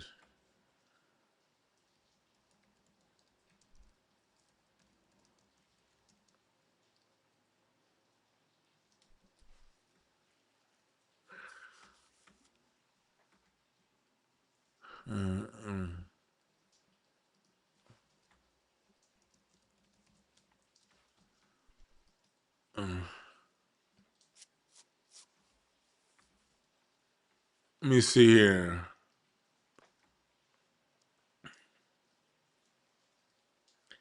Here were the common meritorious manumission laws in America. Military service. The Revolutionary War. You can get freed as a black person. Saving a white person's life. You can get freed as a black person. Exposing rebellions. When there's going to be a black revolt, you can get manumission. Those are the main two that we're still dealing. The main two that we're still dealing with. Other one was invent something that can be of use to a white person. We invented like crazy, still didn't get our freedom. But the primary two that we're still dealing with today is saving a white person's life and exposing rebellious Negroes. Those manumission laws started in the Virginia colony in the late 1700s. Also in Massachusetts, Rhode Island, and then eventually spread throughout the rest of the colonies. We're still dealing with that today. And that's not an LA thing. That's a Mississippi thing. It's an Alabama thing. For the two niggas living in Maine, it's a Maine thing. It's a New Hampshire thing. It's a Connecticut thing. It's a Texas thing. It's an Oklahoma thing. It's an Illinois thing. Washington, Florida, Georgia, South Carolina, North Carolina, Maryland, West Virginia, Virginia, Kentucky, Ohio, Pennsylvania, Iowa, Missouri, wherever we are, Colorado, Nevada, that's what we're dealing with.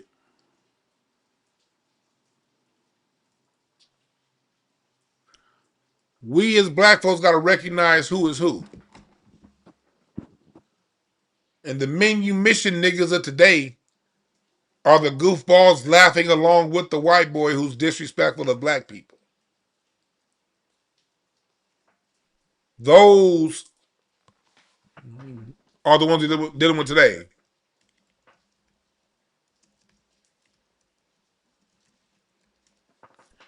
All of our major revolts were thwarted by a nigga.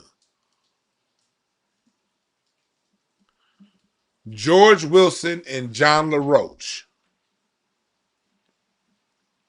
Remember, Denmark Vesey had a revolt in the church, in the first black church in the South, in Charleston, Carolina, the Mother Emanuel Church, the same place Dylann Roof shot up 10 years ago. These white supremacists know our history better than we do. Dylan Roof shot at the Mother Emanuel Church. The Mother Emanuel Church was started by Morris Brown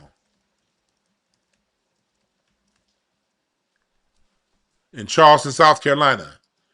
Morris Brown started the Mother Emanuel Church after as a spinoff of Richard Allen out of Philadelphia. The Gospel Hymn Book was created in Philadelphia. The first black church in America, independently black churches in Philadelphia. And Morris Brown left Philadelphia, went down to Charleston, South Carolina to establish his Mother Emanuel Church that was shot up on Juneteenth, 2016. But in that church in 1822, it was Denmark Vesey that planned a revolt. And the whole state of South Carolina was going to help join in on that. But it was a coon named John LaRoche and another coon named George Wilson that went to the white masters and told them what was going on. John LaRoche and George Wilson both were very whack.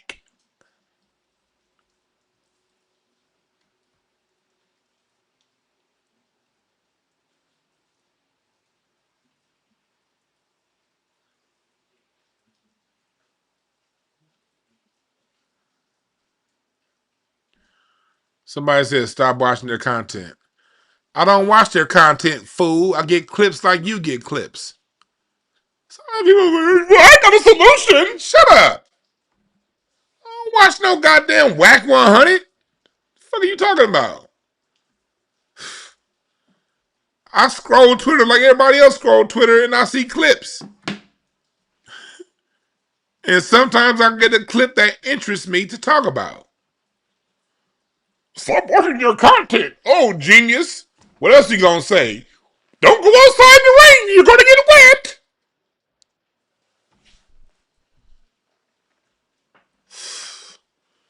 Oh, don't go to Florida. In August, it's going to be really hot.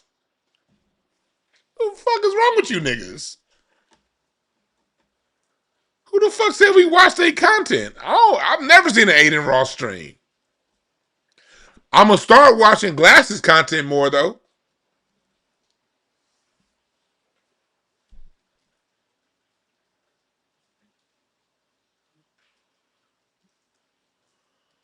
I got you, who that? I got you. I got a New Orleans who that nigga up in here. Ha! Salute to New Orleans. Yeah, we are quite aware of Newsom. We don't need we Black California know Newsom is a snake. We know Newsom is a snake. We don't need nobody from outside California telling us who Newsom is. We know.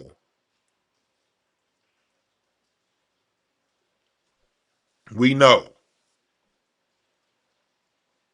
But here in California, the rest of y'all people who got issues with California and black California, I got something to say to y'all.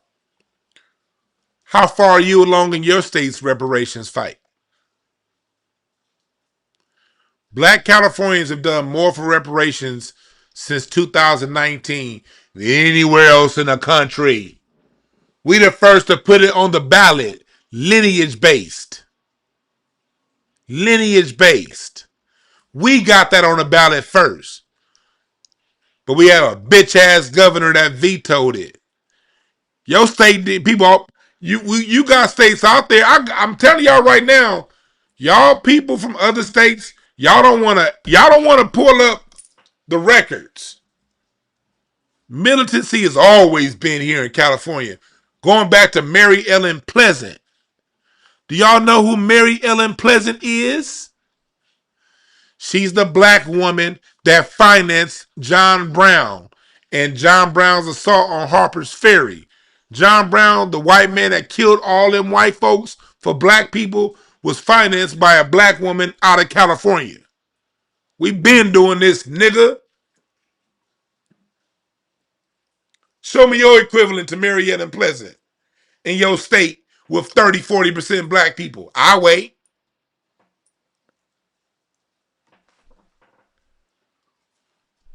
I'll wait.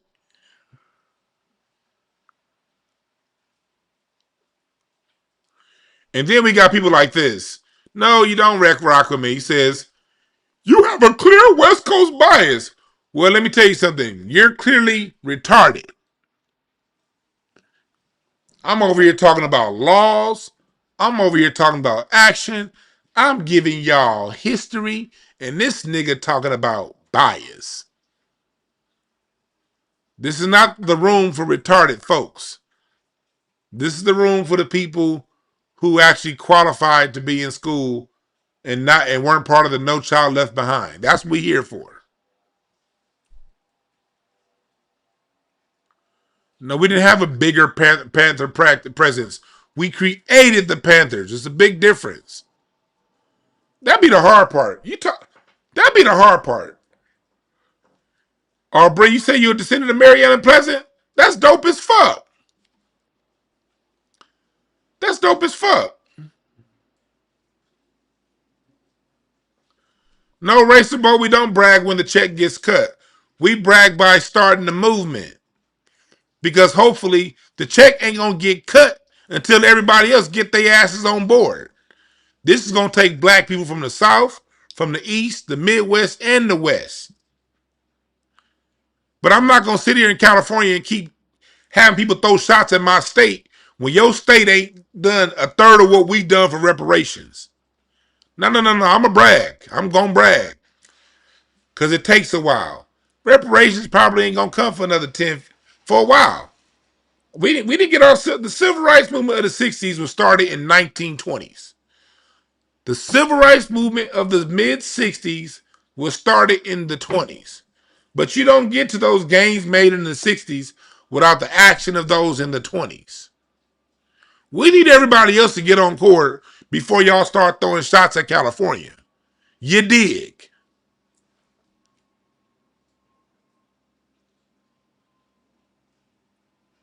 Because out here on the West Coast, we get a lot of shots, and I'm tired of this shit. I am very tired of it. Oh, LA brought in gangster rap.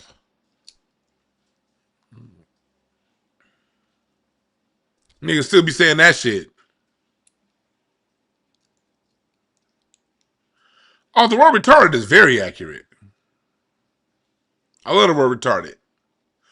Call in if y'all got something to say about it. 323-705-5150.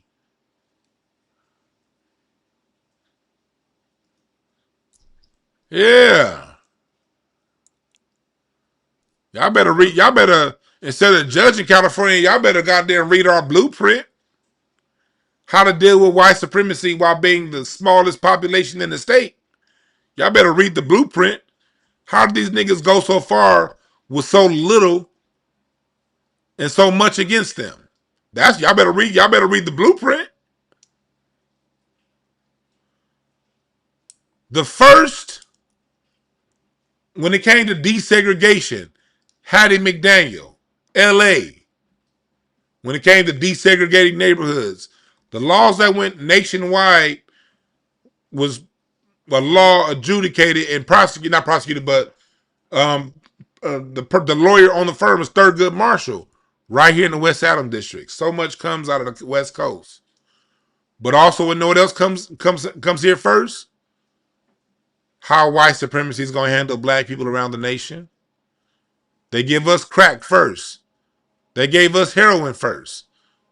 They gave us when they created all those heroin labs and all that shit. That shit was started right here on the West Coast. What's up, Carter? What's the name? Where you calling from? What's up, man? This the dude that was in your chat. Who that? What's up? Who that? What's on your mind, brother? What's that, man? No, I just wanted to tap in with you, man, because like you right about what you saying, like how y'all got that ball rolling, got the ball started with the reparations, and I think like a lot of the South and the East Coast need to, you know what I'm saying, we need to piggyback off of that, because I'm out here in the DMV, and it's a lot of like tethers out here, and that it's a Maryland governor that's a tether that tried to veto it out here in the DMV area. And we got that, and they I'm gonna say he tried to take it away, and we vetoed that. So the guy who made that video on Ant CEO page, we don't even know where he's from. or you don't even know his background for him to say to make Yeah. a blanket statement like that. You know what I'm saying? Like California is not huge. Like, what are you talking about? So he had to put more context to what he's saying. So man, don't nobody believe that. And I've been to LA, so don't nobody believe that. And I ain't nobody asked me where I was from. I was in Compton and everything. Nobody asked me where I was from. I was in Long Beach, Compton, Santa Monica. I was all over Los Angeles area. And nobody asked me nothing about what colors I had on or where I was from. So that's cap, man. Cap, You know what straight I'm up saying? cap. But that's all I want to say, man. Keep doing what you're doing. And like I was saying for the people, all the black people that support them other clown dudes to stop watching them. If you don't watch them, they don't get no traction. Yeah, that's So you real can just, talk. let this bleed them out. Yeah, that's real talk. The only issue we dealing with is a large part of the audience ain't black. The large part of the audience Yeah, be Mexicans and white people who want to look in on black people and feel that they're getting the real authentic story of the black hood, you know? But yeah. that's why people like us Well, gotta speak up. We know that those folks over there are appealing to people who are non-black in large part. You know what I mean? Because real black people, we know they full of shit. Niggas who from the like you said, you from New Orleans. You ain't even from LA, but you can read through you from your city, you from the hood in your city, so you can read when a nigga from a hood in a different city is on some cap and shit. You know? But those people like me, salute to Red Supreme, we gotta speak up too. You know what I mean? We can't let them niggas be the only yeah. voice. That's the point. Yeah, we got to call them out. So we got to get on people like Wack 100, the game, all these people in our community that we supposed to respect. We got to get up on them when they be propping these guys up at the Adam 22s of the world and all that. You got to Yeah. call them. You got to call our people out too. Real Because if talk, you man. rocking with them, you not rocking with us. They're gonna have to pick a side. And that's what Glasses You know was what I'm saying. saying? And I appreciate that's exactly what Glasses was saying. Hey, look, let's call it out. But you're right about that, brother. I appreciate the call. All right, thank you. Yeah. Yeah, one of the things that the civil rights movement stopped. This is UCLA. This is Royce Hall. This is where Bunchy Carter was killed in 1969. I think the date was December in 1960, sometime December 1969. J. Edgar Hoover orchestrated a shootout on the campus of UCLA. Why? Because Black LA was getting, not only were we getting too militant, we were also getting too strategic and too educated. And Ron Karenga, US organization, and the Black Panthers had a shootout, but the people that was doing the shooting, later on we find out they connected to J. Edgar Hoover and COINTELPRO. And if LA was such a sellout place, why did they have to come and create such mass confusion? LA dealt with California, and not just black folks in California. California overall is very anti-establishment. So I want y'all to read a book called Chaos and Operation Chaos. Operation Chaos literally brought confusion and fights and all kind of stuff to the people, to the militancy of black and also California. This is Royce Hall. This is where Bunchy Carter died, who was a Slausen's gang member. Right here on these steps at UCLA, in the middle of Holmby Hills, just a few blocks from where Michael Jackson died. Just a few blocks. You see how far it is from Michael Jackson's home? You see UCLA and where Michael Jackson died? Right here on Carrollwood?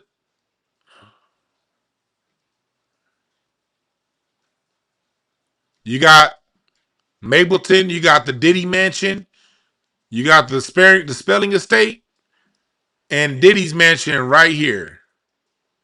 Got where the Playboy Mansion used to be, and Diddy's house. Diddy's house is right here. This was Diddy's house. A New York nigga living in L.A. getting all the pussy in L.A. That's where Bunchy Carter was killed.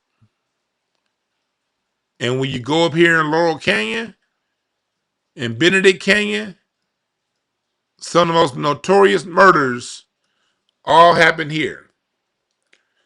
There used to be a movie studio, a top secret government movie studio that was up here. Y'all don't know what the fuck we had to deal with here in California. And most of your propaganda films, there's over 20,000 propaganda films was filmed here between 1920 and 1960 when this was closed down. There used to be a secret movie studio up here. And a lot of stuff that's planned out in music and in undermining Black America happened all up here in Laurel Canyon. We got a whole story here in the state of California and Southern California of government hands being put in to thwart the resistance of the people of Southern and Northern California. That story go deep.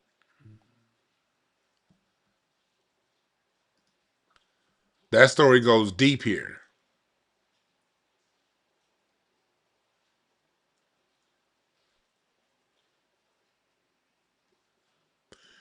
Yes, Judge Joe Brown was going there.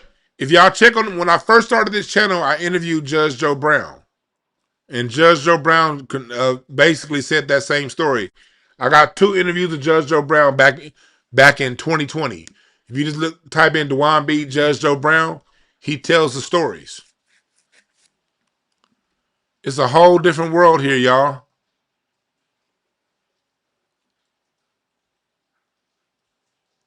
It's a whole different world here.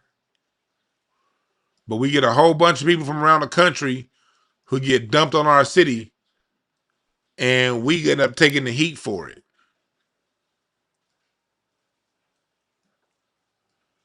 All that shit y'all hear about is up there. Adam 22 store was up here on Fairfax. This is where Adam 22 store is. Up here. Far from the hood. Vlad TV, No Jumper. All them shits be getting filmed way out here in the valley. This is where a lot of those podcasts y'all talk about get filmed. Out here in the valley where all the porn gets filmed. Yes, the valley is the porn capital of the world. It's also the nigga podcast talking about what's going on in South Central capital of the world while not being in South Central. I'm going to take this last call. What's up, caller? What's the name? Where you calling from? This is the Church of Black Power, a.k.a. the other Larry in Mo City, but I'm from L.A. Shout out to you. How you doing? What's up, my brother? What's on your mind? Oh, man, I just wanted to call in to say, man, I'm really glad that this happened. I hope that we're getting back to that era where we were able to ostracize and hold each other accountable when they do some fuck shit, like, co-signing people like an Adam 22 or anybody else that think that they can denigrate or disrespect our culture. When I was coming up, we used to shame people, right? I used to watch my grandfather and my uncles and stuff. They used to shame people when they used to do goofy shit like that because it put a shadow on our community. And that's what I'm liking right here with this whole Wack 100 situation, this whole situation with our good brother Glasses, is that he's holding you accountable for this type of fuck shit. And we need to get back to that. And if we don't get that cleared up, then we ain't going to be able to progress because there's always going to be some goofy nigga bringing in Black Alpha like to talk about the escorts that escort tethers in. We're always going to have people escorting anybody who's outside of our community in. Right. So I'm happy to see all that. That's real talk. We gotta bring back holding each other accountable.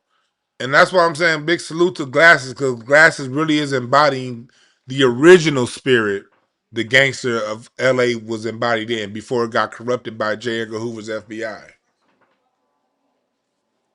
Yes, sir. And I appreciate the I call, just man. wanted to come up and yes, sir. You have a good day, my brother. Thanks again. Let's call.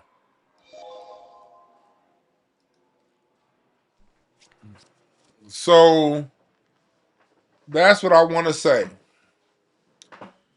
Y'all want to talk shit about this city? Tell a whole goddamn story.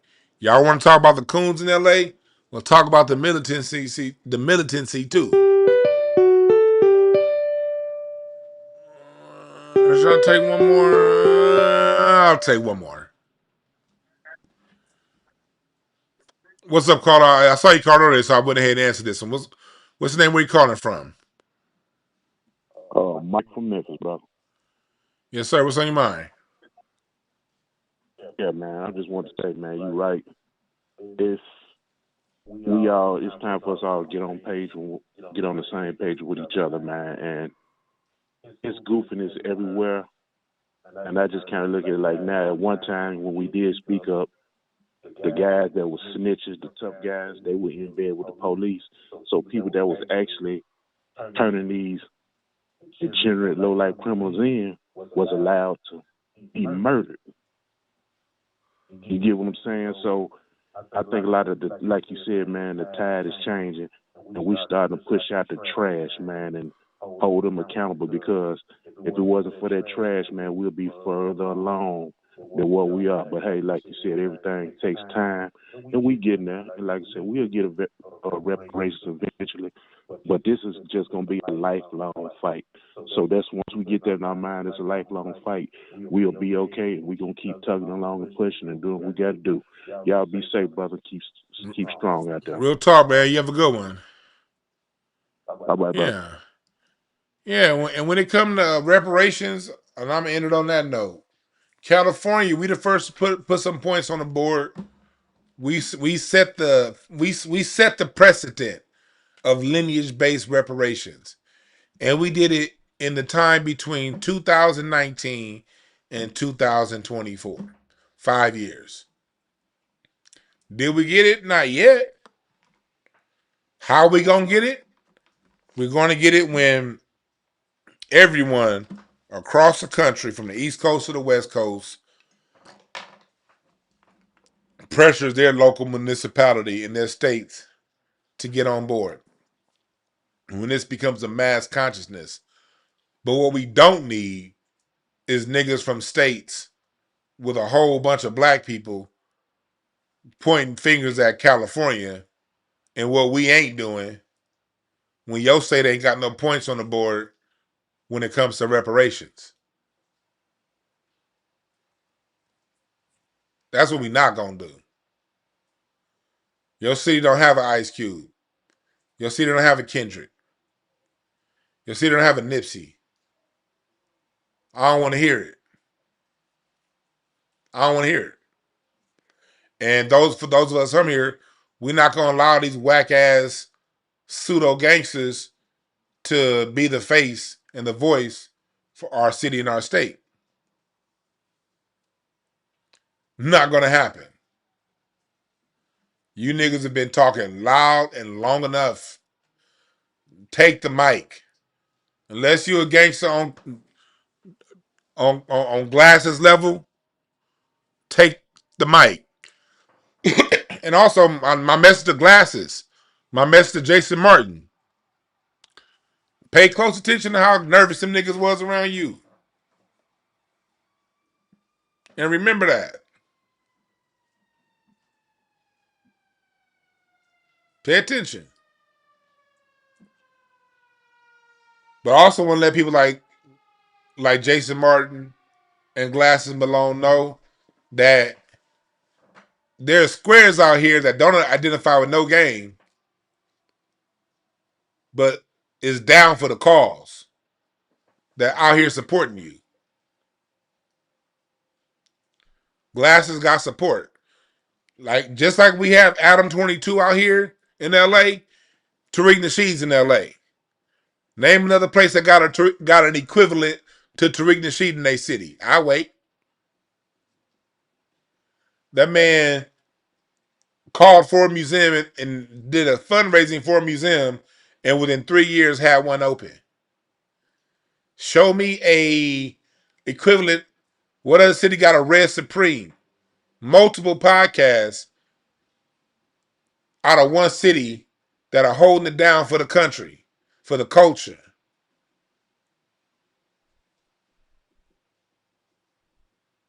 I'll wait.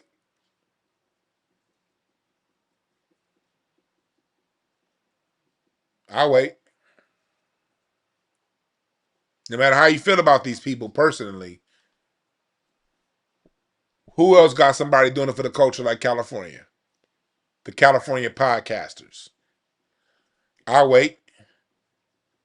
Yeah, Johnny Cochran, L.A.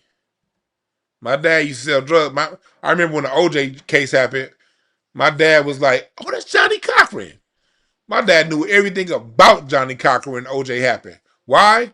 Because Johnny Cochran was here in LA getting it in. All them black folks that was on trial on some shit, getting them all cleared up. And it didn't stop with Johnny Cochran, and we just got Californian. I'm going to tell a story. My cousin just got out of prison. He was a lawyer. And I'm going to tell that story. I'm probably going to have somebody out of state tell this story. If I'm going to tell you the whole...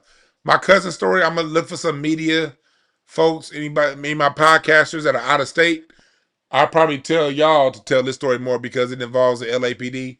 And with me living in LA, I'm very cautious about how much I say about the LAPD because I gotta live here and I don't plan on moving.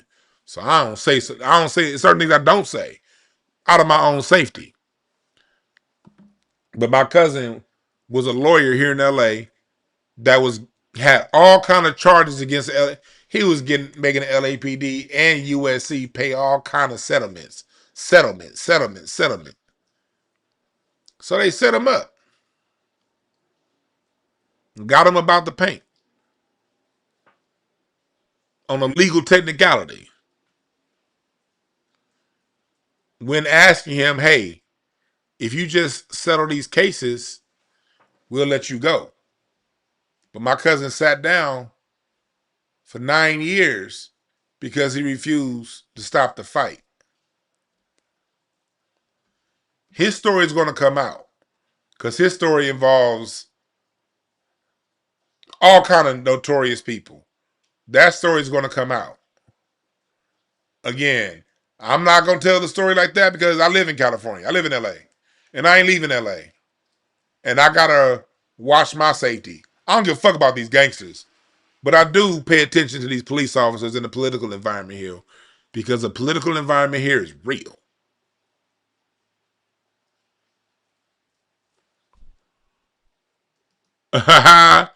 He's saying like, yeah, I'm saying glad to hey, when you stopped that car, brother, earlier, I was like, who it is? I'm like, I'm hearing it. I'm like, I got a CCW now. I carry crystals and pistols. But I appreciate the love, brother.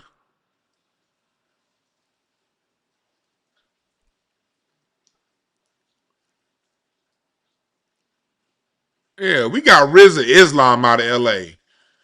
All the other cats come from these other states. We got RZA in LA. Man, people talk shit about LA. Where your version of RZA? I wait. I wait. RZA took that disinformation dozen charge and sat down on the internet. They sat him down and he back. That's that LA spirit. Niggas ain't got no Ice Cubes, no RZAs, no Red Supremes. Nobody that's standing down for the culture, but they would be like, man, LA full of sellouts. Fuck out of here, nigga. Yeah, Johnny Cochran got Geronimo Pratt out of prisons. Tell me your motherfucking Mississippi lawyer that did that. No disrespect to Mississippi.